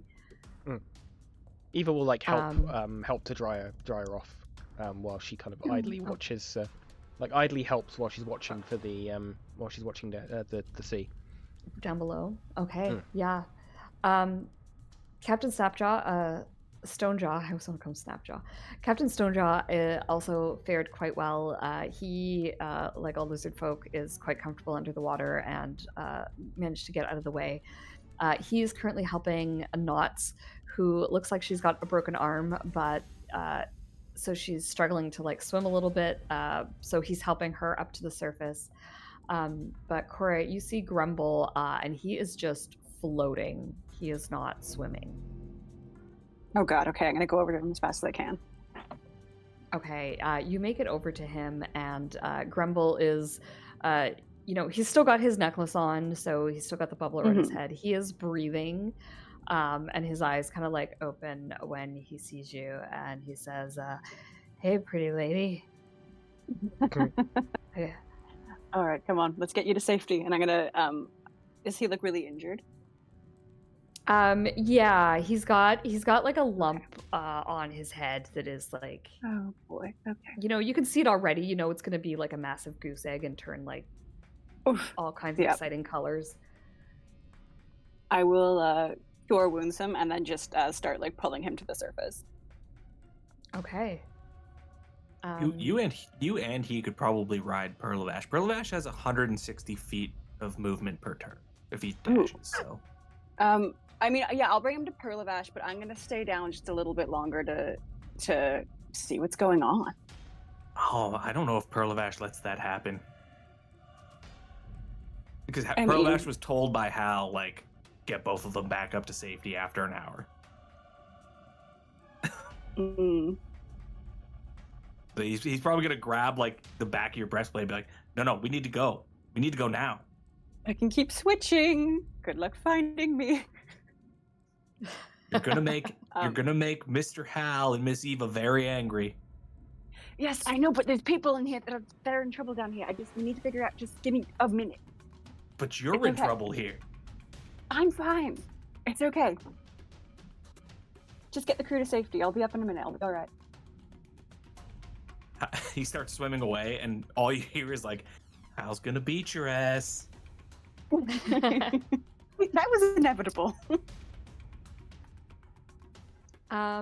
Cora, I need you to join me in secrets for just a moment, please. I will try Oh. not to be too long. Okay.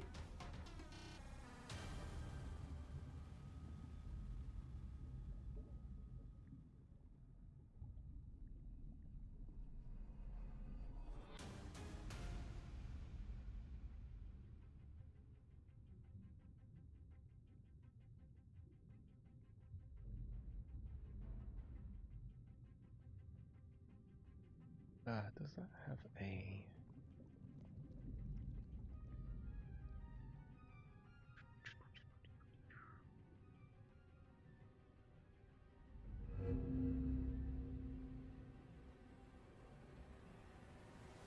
Please do the thing I want you to do. God damn it, Stream Elements.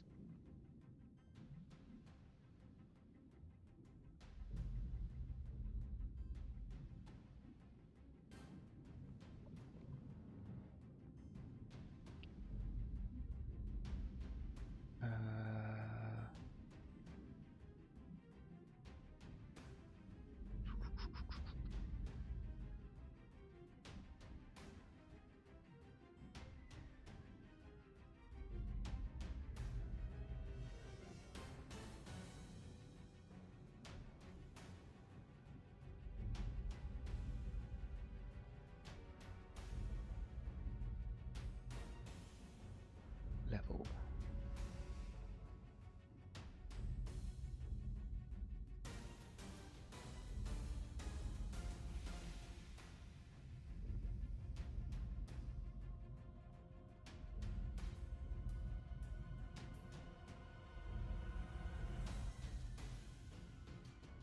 Level is 100. What the fuck does that mean? The fuck does that mean? He's not a Pokemon, Stream Elements.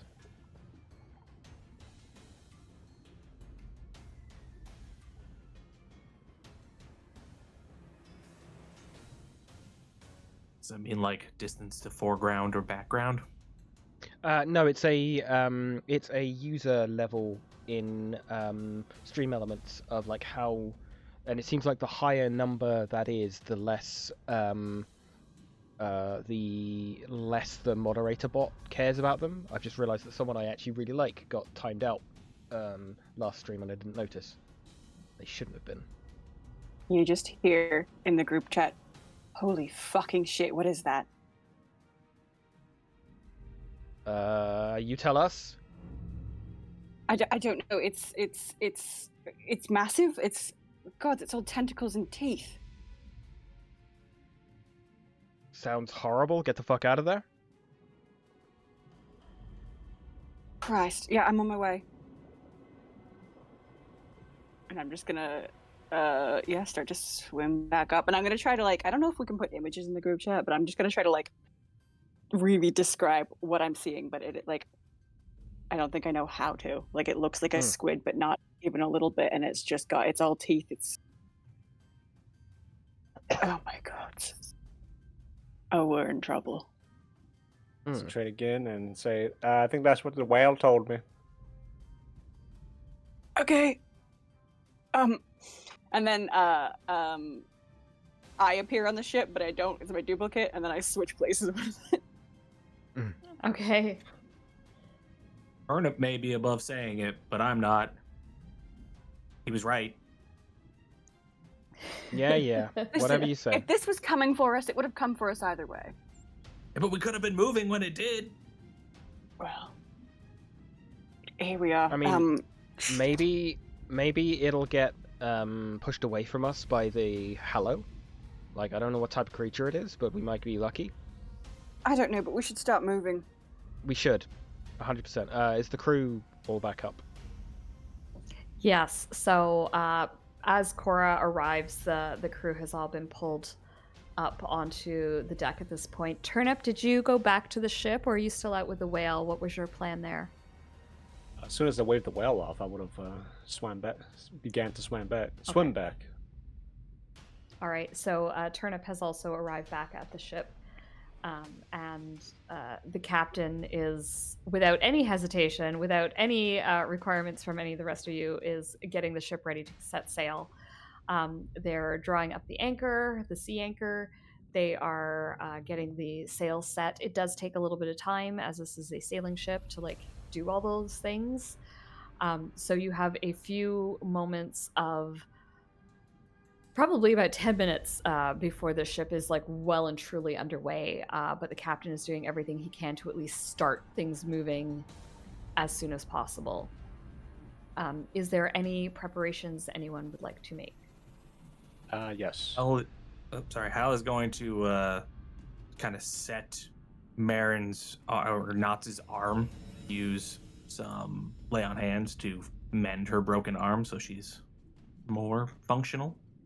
Okay. Awesome. Probably do some tending to Gremble as well, because I want them both on their feet. Okay.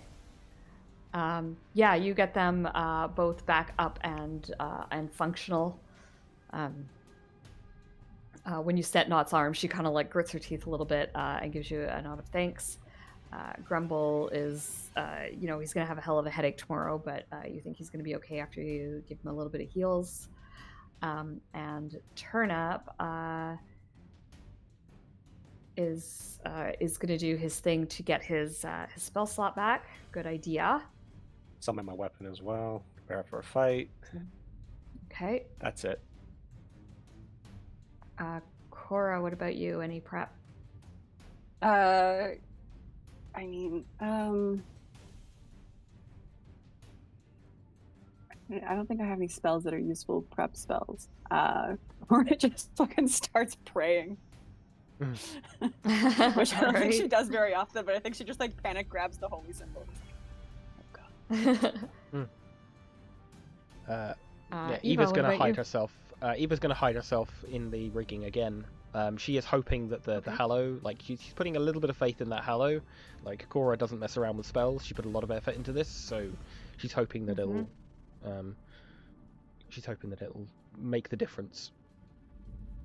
Do you want a stealth check? Okay. Yes, I do, please. Nice. Once again, Eva, you are you find a little sneaky spot in the rigging that is almost impossible to see you from, and Ticket is there with you, still sitting on your shoulder. Still shivering a little bit, but you get the sense it's more from fear than from cold at this point. And after about maybe 2 minutes, the ship is just starting to move. Knots is up and down that rigging like she's flying. Once you heal her arm up, Hal, she's flying up and down, getting those sails set. Grumble is on the other side, giving her a hand. Stonejaw is actually up in the rigging as well, helping. And Kesh is at the helm, just eking every little bit of movement he can get out of what little bit of cloth you guys have up. Everyone is doing their utmost just to get things going. The anchor is already up at this point, obviously. And that is when you hear the voice. It's lizard time, motherfucker! Fireball! Apologies, that's not the voice. Sorry, that was muscle memory. Happened? That happened to be the key on my keyboard that used to be the number 5, and I was trying to type something out to look something up. I do apologize. I no longer have a numpad, but muscle memory hasn't remembered that. I do apologize. That's what the fucking aboleth sounds like. Yes, that's what the aboleth sounds like. That is canon. It's lizard time. Get your ass. Okay. I will state that I have desummoned Perlavash. He's done his job for the day. He's gone home. Okay, Perlavash has gone home. And the voice sounds in your head. I'm still laughing This is from lizard time. Sorry about that. I don't mean to do Guys, that. I'm gonna That was destroy funny. you. It's lizard time. The creature's voice in all of your heads says, "Well, finally, I've been looking for you, and here you are."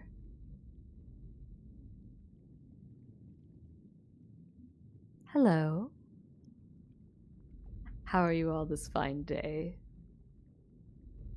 I mean, acceptable. What? Who and or what are you? I suppose we should have introductions, shouldn't we?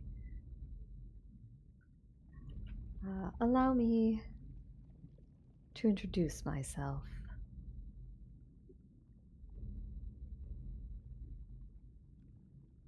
And the creature puts the most horrendous sound you have ever heard in your head. It is not a name. It is not a word. It is just foul. And I would like wisdom saves from everyone. I knew standing next to Turnip was a good idea. You get a +3 to this save. I appreciate it. I'll use my heroic inspiration to get advantage on this. Okay. 17. Fuck. Oh, fellas.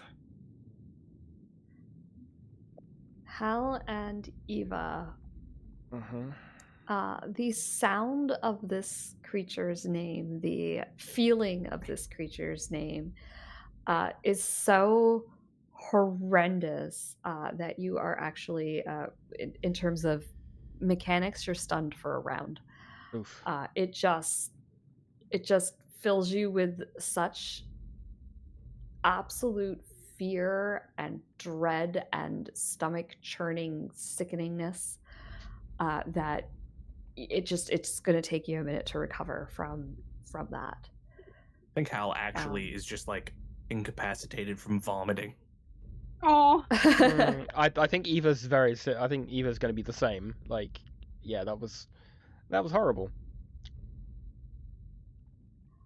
And then the voice, you hear almost, I want to say, a smile in its voice, as though it's enjoying what it has just done. And it says, if that is too hard for you to pronounce, you may call me Uthik.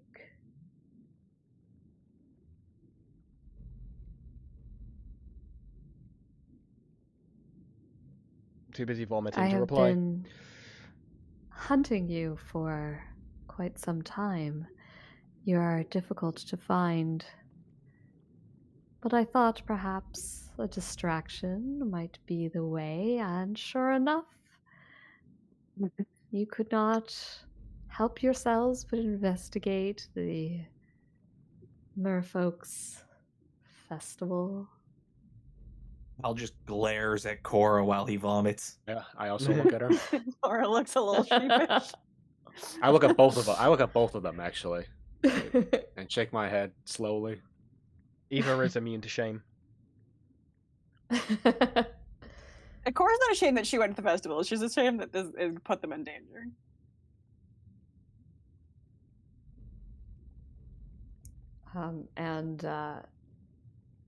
Right, the well, you creature found says, us, so congratulations.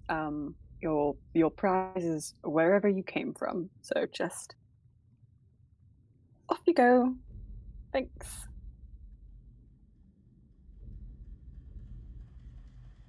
You're amusing. I like that about you. It will be interesting to steal those bits of you away that make you so funny and fun.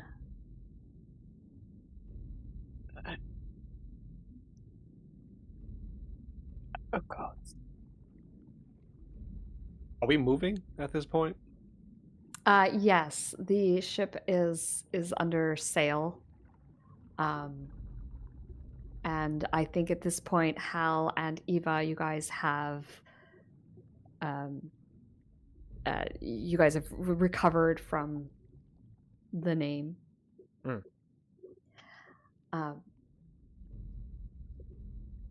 And you hear a little bit of annoyance as there is like a shudder in the ship.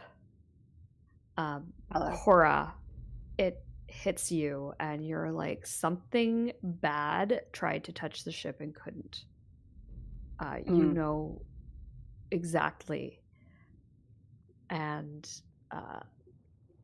the creature annoyance fills your minds, and it says,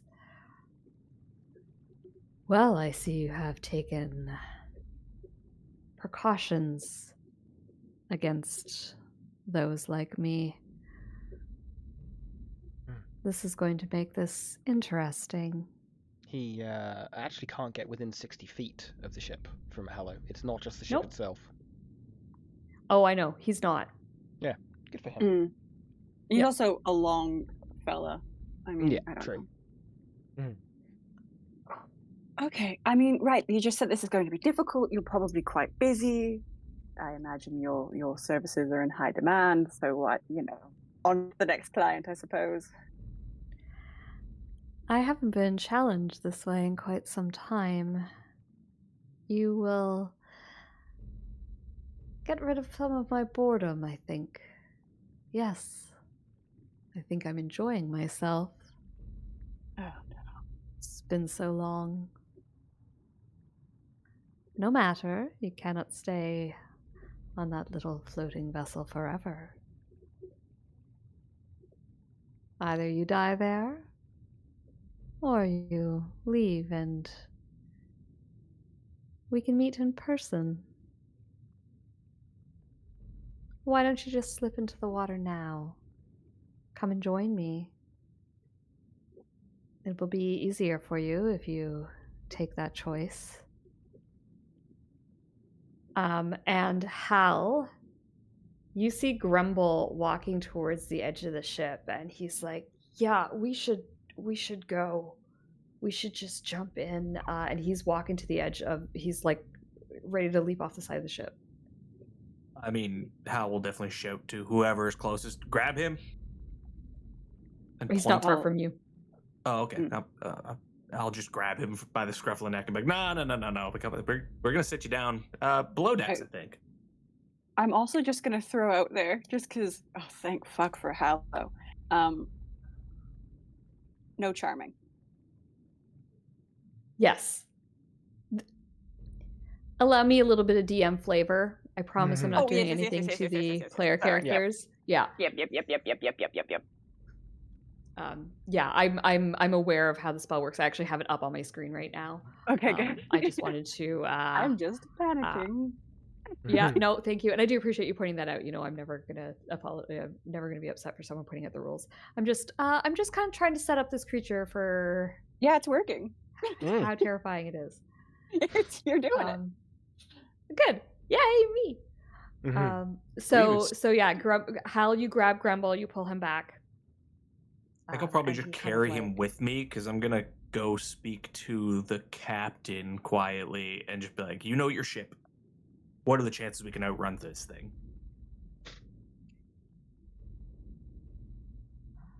He's like, how fast can it move? I don't know. It's a giant thing with tentacles.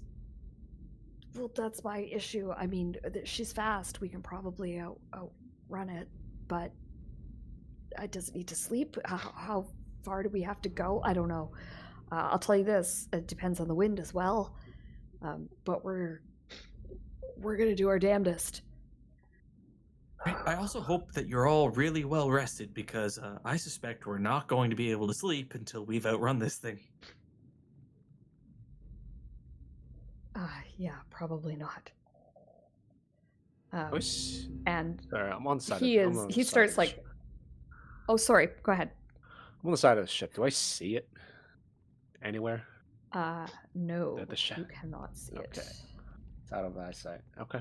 It's also 60 feet away, right? At least 60 feet away. Yeah. Yeah. But I've seen it. Ugh. Let's just start going. I don't know. Maybe it'll get bored. We're very boring. Yeah, I don't think it's gonna get bored considering the fact that it's probably gonna want you know what.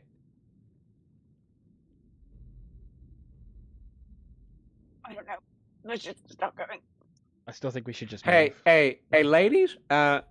Listen. Next time, any of you two have any more bright ideas to do something fun? Yeah. Don't. Listen, I am Turnip? not going to apologize for enjoying what makes this world so good. All right. Let's just keep moving because we's in the shit now. I mean, we sure are. I also think this might be a good time for all of us to huddle up and learn how to operate this ship because I suspect the four of us are going to be the only ones able to sleep, and we're going to have to take it in shifts to like man the ship and just keep it moving. The reason I say that is because if you guys focus your energy into the little ring, I think we can block out any telepathic communication. That is true.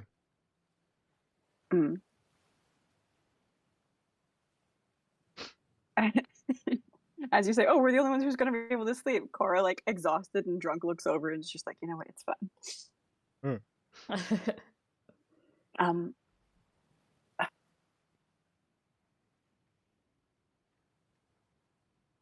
Would we know? I mean, I saw it. Would I know what an aboleth is? I leave that entirely up to you. Okay.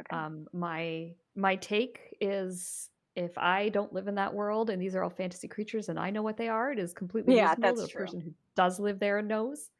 Yeah. So I would leave that up to you whether or not Cora would have encountered, seen a picture of. That's up for you to tell in your story, but I have no problem either way. Okay. Extension of Hal's knowledge about aboleth is that A is for aboleth.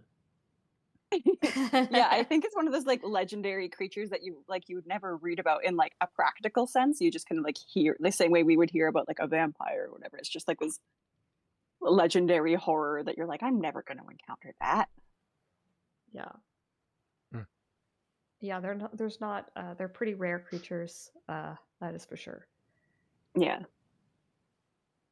And not usually seen this close to the surface. Parts of the world that touch the sun. I think Eva says to the creature through the like telepathy, obviously it can thing. It's like, it was really nice having this conversation with you, but I would be lying. And I've had enough from you. And then she blocks it using the Ring of Mind shielding. Okay, cool. Do you all use the rings to to block the creature? I think we I should. think Hal leaves it open for now.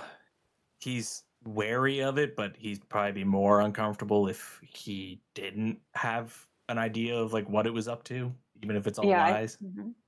I think I'm with Hal, is that I'd rather hear it taunting us so that I know for sure it's nearby than like wonder where it's gone. Okay. Turnip, do you keep it open, the telepathy option open, or do you close that off as well? Yeah, he managed to steel himself against the demonic creature, and Okay. he's got a little bit of extra motivation Mm-hmm. from his friend.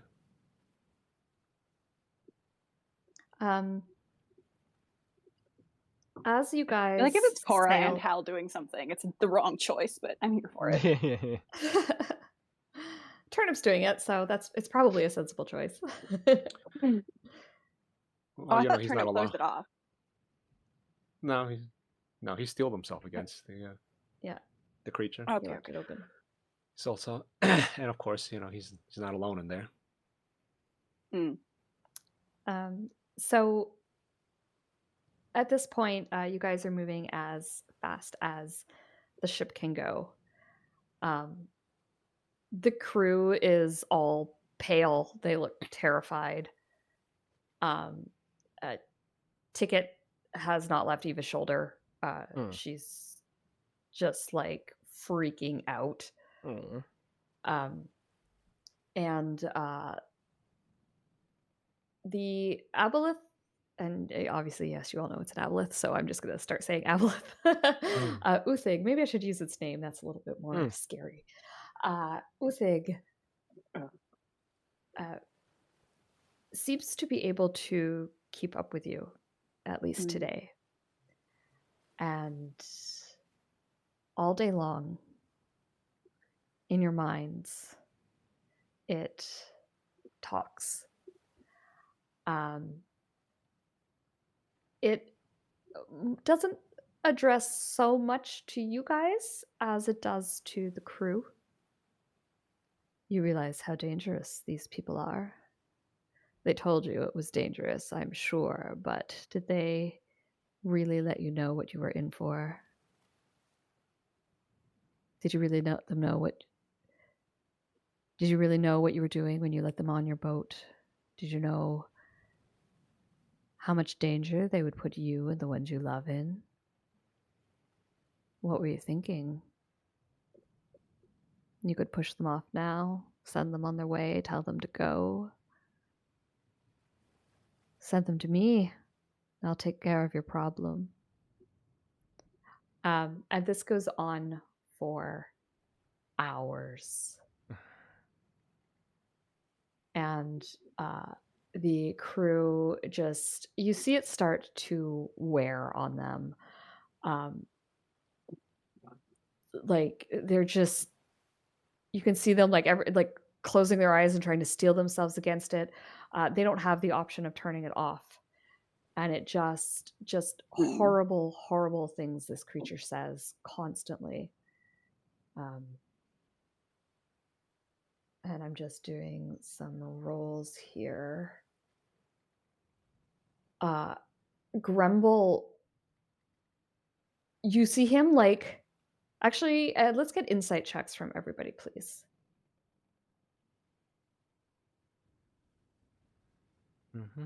28.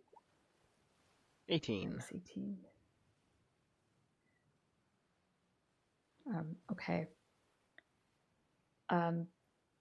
Turnip, you're more concerned probably, I would think, with the dangers down below and not so much about what's going on the ship. The crew knows what they're doing. They can get on with it. However, Eva and Hal, you guys notice that there's something that Grumble's not handling it well. Every once in a while, you just see him, like, as the creature talks, he just like stops and like grabs the rail and like tries to deep breathe through it. Cora, you notice he's starting to throw resentful, angry looks towards the party. And at one point, you see him kind of like walking up behind Turnip, and you see him put his hands as though he's going to push, and then he like brings his hands back down. He seems like he's been really severely impacted by this. Okay, I will just let the group know in our group chat, just like a heads up. I think Grumble's breaking. I will just stroll my merry way up to Grumble and just cast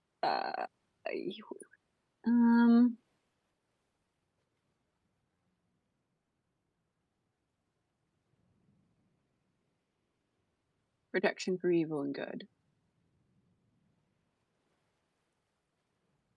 Okay. And just see if that'll like help him fight anything. I don't know. What I'm going to do just mechanically for this is I'm going to give him advantage on his rolls. Okay. The creature isn't charming them, it's just talking to them. Yeah. But when you're talked at all day, it can be a bit much. And when it's in your head and you can't get away from it, which is exactly what obviously the aboleth is counting on. But I will use, because your spell, it's the use of a spell slot, I'm going to give him advantage on all of his checks as you give him a little bit of or at least his next check, as you give him a break from this and kind of help sort of silence it and allow him to kind of what's the word? Not reorient, but like recenter himself. Yes, thank you. Recenter himself. I think Hal is also going to spend some time with Grumble and Knots and have them like give them a basic rundown on how to do the simplest parts of their job. He's like, look, I need to be able to help you guys to make sure that we make the best time. And he's basically just going to try and keep their minds busy, showing him and explaining how things work. But they'll also gain the benefit of his aura of protection. Cool. Okay. Good shout. What do I add to your aura of protection? It is a +3. Oh man. Okay. So Knots she uses it absolutely 100% as a distraction, and as the creature is talking in their minds, she is kind of able to tune it out as she sort of starts talking to you about the rigging and how to handle it. It's something that she loves and is passionate about, and she's able to kind of use that to push through. Grumble, on the other hand, Hal, even at this point, you're noticing like he's sweating. Every time the creature speaks, he's like, he closes his eyes and grits his teeth. He's shaking. He is breaking. You are watching him break right now. And Cora's protection spell didn't seem to help. Your aura doesn't seem to help. He's pale, like I said, and just sweat pouring off of him. And he's starting to, like, you asking him about ropes, and he's like, I can't do this. I can't tell you about ropes and lines when there's that creature under us just talking to us all the time. Like, I can't do this. I can't do this. I think we need to fight this thing, and we need to do it soon. Cora passes him a flask. This helps me keep it all out. He like knocks it out of your hand, Cora. He's like, bitch, just don't treat me like I'm an idiot. This is just, you can't get away from that creature. It's gonna kill us all. Not if we kill it first, and I think we have to. Hold on, let me try something. Ludwig, where are you? What are you looking for? What? Uthig. Where's he at? Oh, Uthig. I was like, who's Luthig? Uh, Oh. Uthig says, "Oh, you know I'm here. I haven't left you. I would never leave you." You sound like my clingy ex. All right. Seriously, move on. I And think I'm I'll gonna try to. stay. Oh, you sound exactly like my ex. Can I try to see where he is? Yeah, how do you want to do that? I'm gonna climb up the mast and just see if I can find him. Just see roughly where he is. Sure. Give me a perception check, please. Okay, I will cast guidance on myself for this. Okay. Ooh, Ooh. 12. I'll ask too, like, can't yeah. even see him. You look, you climb up the mast and you look, and there's not even a ripple on the water. You don't know how far away this thing can be and still talk to you. It could be directly under you, so you can't see it. It could be you've been sailing at a decent speed. It could be fairly far behind, or it could be fairly far ahead. Like there's no hint on the surface as to what lies beneath. Can I, if I climb back up to where Ticket is, can I try and spot it from my customary place up front here? Yep. Let's have a look. Same deal, Eva. Hmm. You climb up and you look, and you just can't see it. It is. It's not visible from where you are. And the creature is continuing, and it says, "Grumble, you're doing well. Keep telling them how dangerous I am, and that eventually they'll all jump overboard. I'll dispatch them for you. And then you and your friends can go sailing off and never have to think about what lies deep beneath the water any longer. Maybe you Question. should become a Oh, land lover. Stay on an island." Sorry, Turnip, go ahead. Hallow is a radius sphere, right? Yeah, Mhm. 60 feet. Hal, come here. Hal's gonna come over. He's still sort of like guiding Grumble around because he doesn't really want to let go of him. So Hal and Grumble show up. I'm gonna take rope. I'm gonna tie it around my waist. Get ready to pull me up. Oh my god, what? And Okay. I just go and I just follow and I just fall overboard. I am going to pass Grumble off to Cora and just say, watch him. Because Hal doesn't trust Grumble to not cut the line. Mm. Okay. Turnip, you jump overboard. Hal, you have the other end of this rope that Turnip has tied around his waist. Turnip, sorry, I'm just rappel down below the water line, and I'm gonna look beneath. If it's not anywhere on this x-axis, then I'm gonna start looking on the y-axis. Do you have dark vision? I'm just checking. You do, right? You've got like Oh, like a yeah. lot of dark vision. Whoa. Yes. I can penetrate magical darkness. Ooh. Oh. Just at the edge of your vision, directly below the ship, you see the creature moving. It's moving in speed with the ship, and it's pretty much directly below you. It sort of flips around when it sees you jump into the water. It feels your presence as you jump in, and almost out of instinct or habit, a tentacle lashes out towards you. The creature swims upwards at an enormous rate of speed. It's just coming straight up at you, Turnip, and it's horrifying. And this tentacle lashes out, but it's blocked 60 feet below the ship. I see you. And the creature says, "Oh, I see you too."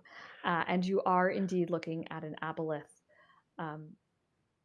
Do I need to put a picture in chat? You guys all are familiar with what they look like? You could put one Mhm. for the stream if you wanted. Yeah, okay, let me do that. These Let me spooky find a boys. good one here.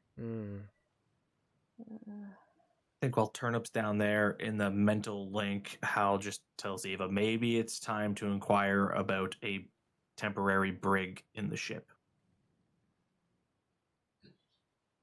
Maybe. Yeah, I think Eva will kind of quietly go over to the captain while this is happening and basically say to him very quietly that it seems like Gremble is not doing well.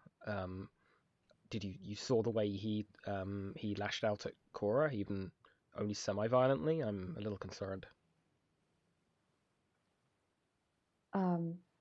The Stonejaw says, "I too have my concerns. He has been through a lot in his life, and I don't know that he has the strength of the rest of us to withstand this creature's mental onslaught. I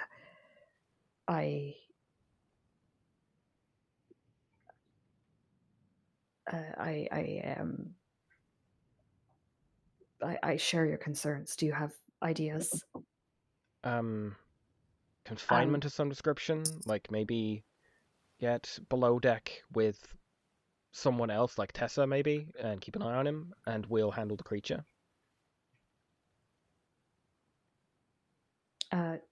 Okay, I will.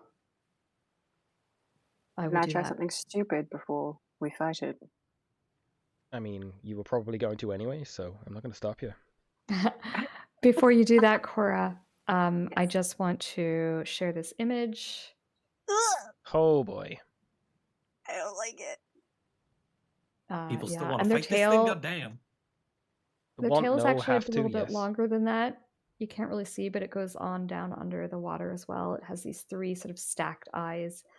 They're pretty horrendous. And what I like about this picture is there's a person in it, so you can kind of get the size ratio. Person scale, Yeah. Yeah, so Turnip, this is what you are looking at in the depths. It moves with such like grace through the water, in much the way that like you see a whale move underwater. Like it's just, this is its element. And so having that like come rushing up towards you with all those teeth, probably pretty horrifying, even though you know you're safe. Sure. And let's go back to on top of the ship, and then we'll deal with a little bit more under the ship. So, Cora, you said you had something you wanted to do. Yes, I am full of bad ideas, but this is one of many. I am going to pass Brimble off to Eva. We're playing Past the Angry Man. Poor Grimble, he's kidding. And I am going to say a prayer and grab onto the rope that Turnip is and jump in and slide down with him. Okay. And how far am I from any part of this creature? I was gonna shoot him too. Yeah, so we'll deal with Cora getting down there. Then Turnip, we're gonna go back to you because you definitely have been waiting for a while. Cora, you slide down the rope next to Turnip. Turnip, how far down are you from the ship? So we had said that you've got a 60-foot bubble to play with below the ship. How far down are you? 10 feet below the water line, just to make sure I'm Okay. submerged and I can see down below. Sure. So you've got like 50 feet to the creature then. So Cora comes and slides down next to you. And Turnip, what would you like to do? When it lashes out and when it's lashing out, and I'm assuming it's gonna attempt to retreat at this point.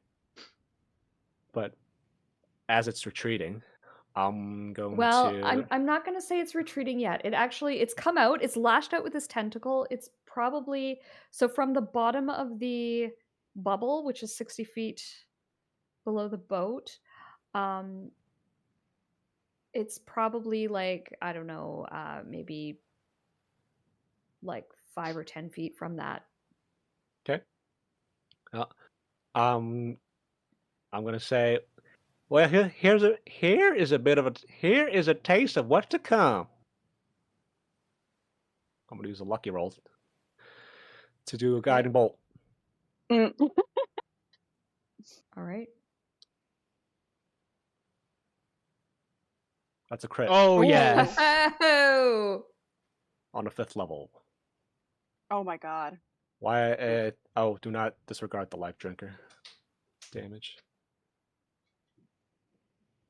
which one is the life drinker? Oh, so it's Oh, it Fine. doesn't. It's Yeah, not that- giving that me the wasn't extra upcast. damage. Oh Yeah. yeah, not it's giving not me upcasting it. cover. Hold on. Let's see. How many more d6s do I get? 4? An extra 4, Yeah, right? one more per level, so I think, right? So plus Yeah, 8d6. 1d6. So yeah, I'll roll another 8d6. 22. What is that? Ooh, a lot of 29 ones plus and twos in there. 22. Yeah. so we're talking 41. 51. Sorry, 51. Yep, Yep. 29 plus Nice. 20 is 51. Yep. Yeah, you hit the creature, and it just like you see that you've injured it, and you feel like anger in your mind. It doesn't seem so much hurt as angry. Cora, you said you wanted to do something as well while you're down there? Yep. If everyone's feeling anger from the creature, they're feeling Cora about a split second away from a full-blown panic attack, but I will slide down towards the thing. And go like out of panic, just grab on a Turnip's hand, but I'm gonna go further than he does. Towards the edge of the bubble and try to get within like 60 feet of this thing. Okay. Yeah, you can easily get within 60 feet of the creature with its current positioning. Okay. And I go, for the love, just shut up. And I'm gonna cast banishment. Oh yes. Oh, interesting.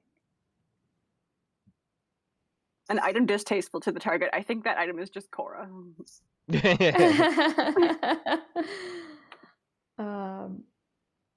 Cool. So it has to The charisma saving throw. charisma saving throw.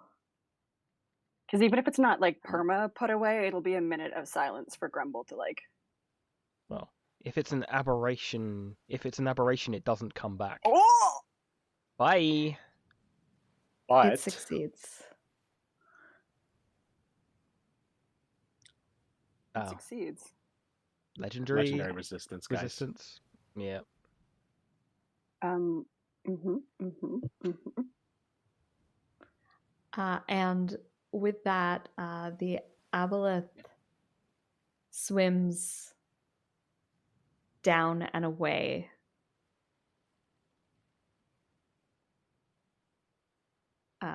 It is still within range of your vision Turnip. Okay. But which makes it in range of your guiding bolt still, if you would like to take another shot at the creature. But it seems to be retreating, at least for now. Sure, of course I'm going to shoot him again. I have advantage. Might as Okay. well Do take advantage of it.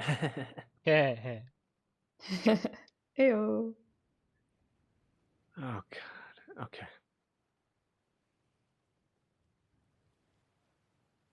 Like, Turnip's just a bug zapper right now. That was really close to another crit. Oh boy. Ooh. That's a hit, though. That's a 19, 19. plus. Hold on. There's some more Oh. damage here. 18, 37. Nice. Nice. The creature takes some more damage of you, and this time it swims. Oh, sorry, Cora. If there's anything you can do, actually, I don't think you can see it. But if there's anything, Well, if it's glowing else with you wanna guiding try? bolt, oh, that makes it glow. That's right. yeah, then Advantage. I will also guiding bolt it. Just like stop it. No, we're just like bug zapping it. Fuck off. Go away. Fuck off. Stop it. Fuck Okay. off. Fuck off. So I will guiding bolt it at advantage. Mhm. Yes. Okay. That's a close. hit. 26. All right, and I will upcast it to 3rd level. I'm I sorry, will I meant allow to it. say Just that a before I reminder, rolled, guys. yeah. You need to say that before you roll. Yeah, sorry. But I was very it's fine. distracted.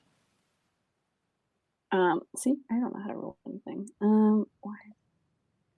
Just roll your damage, and sorry. I will let you choose. Yeah.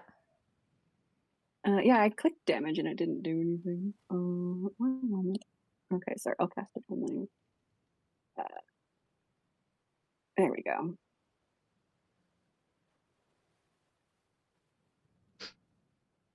Okay. So, yeah, 23. Nice.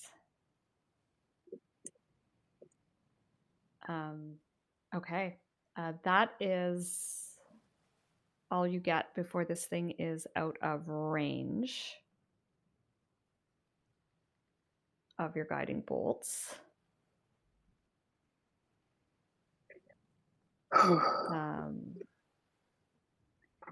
And I think that this is a good place for us to end the session. The creature swims down into the inky darkness until you can no longer see its light glowing. And at least for now, the voices in the crew's heads have stopped. Grumble is shaking and crying with relief. And you see the worry on the captain's face that this is probably not over. It isn't. As a last thing, fly back before... onto the ship and just not throw up, but almost. As a last thing, Eva would say to the captain, it is going to come back.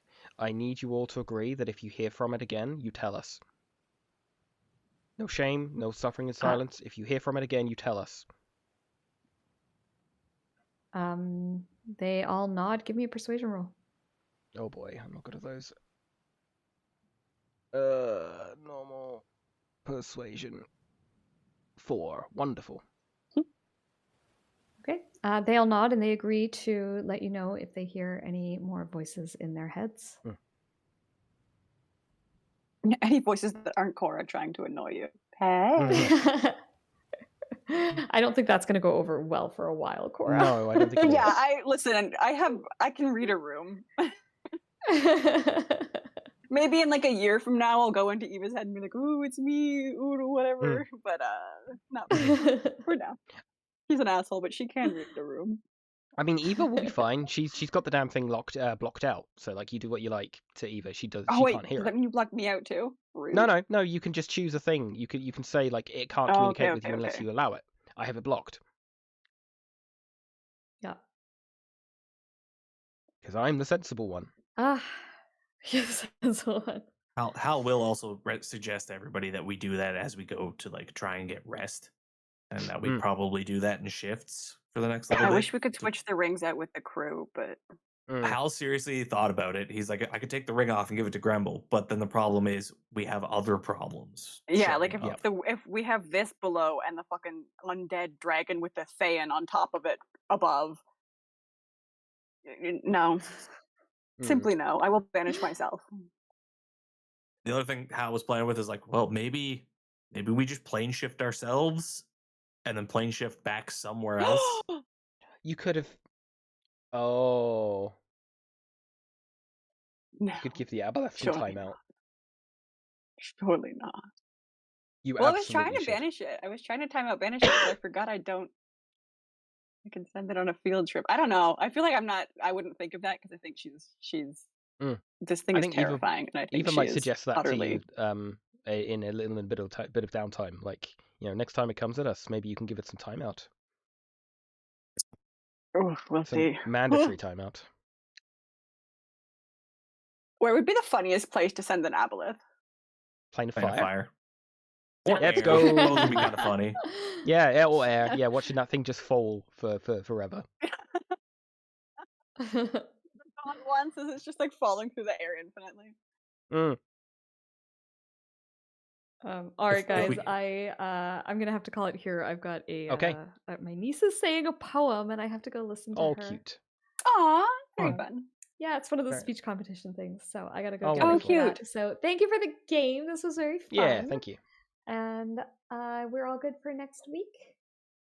I believe so. Should be. Yeah. Awesome. Okay, Yeah. I will see you all on the 25th, and See ya. I probably will be running a Daggerheart, like not this weekend, but not next weekend, but the weekend after, maybe. So if you're interested in that, keep your eye out in the one-shot channel. Sounds Okay. good. Okay. Okay, and as a Okay. final thing, thank you to Sirenscape for the soundscape stuff. It's been excellent and immersive this session. I'm not doing the full spiel because fuck you, I'm ill. But yeah, definitely check it out if it tickles your fancy. Yeah, And and the we'll- attributions I sent you the link for, so they will be Right, thank you so down much. in there. Yep, we can sort that out. Okay, All right. see you next time Bye, for everyone. session Have a 50. good one. Bye bye. Take care. So the funniest thing.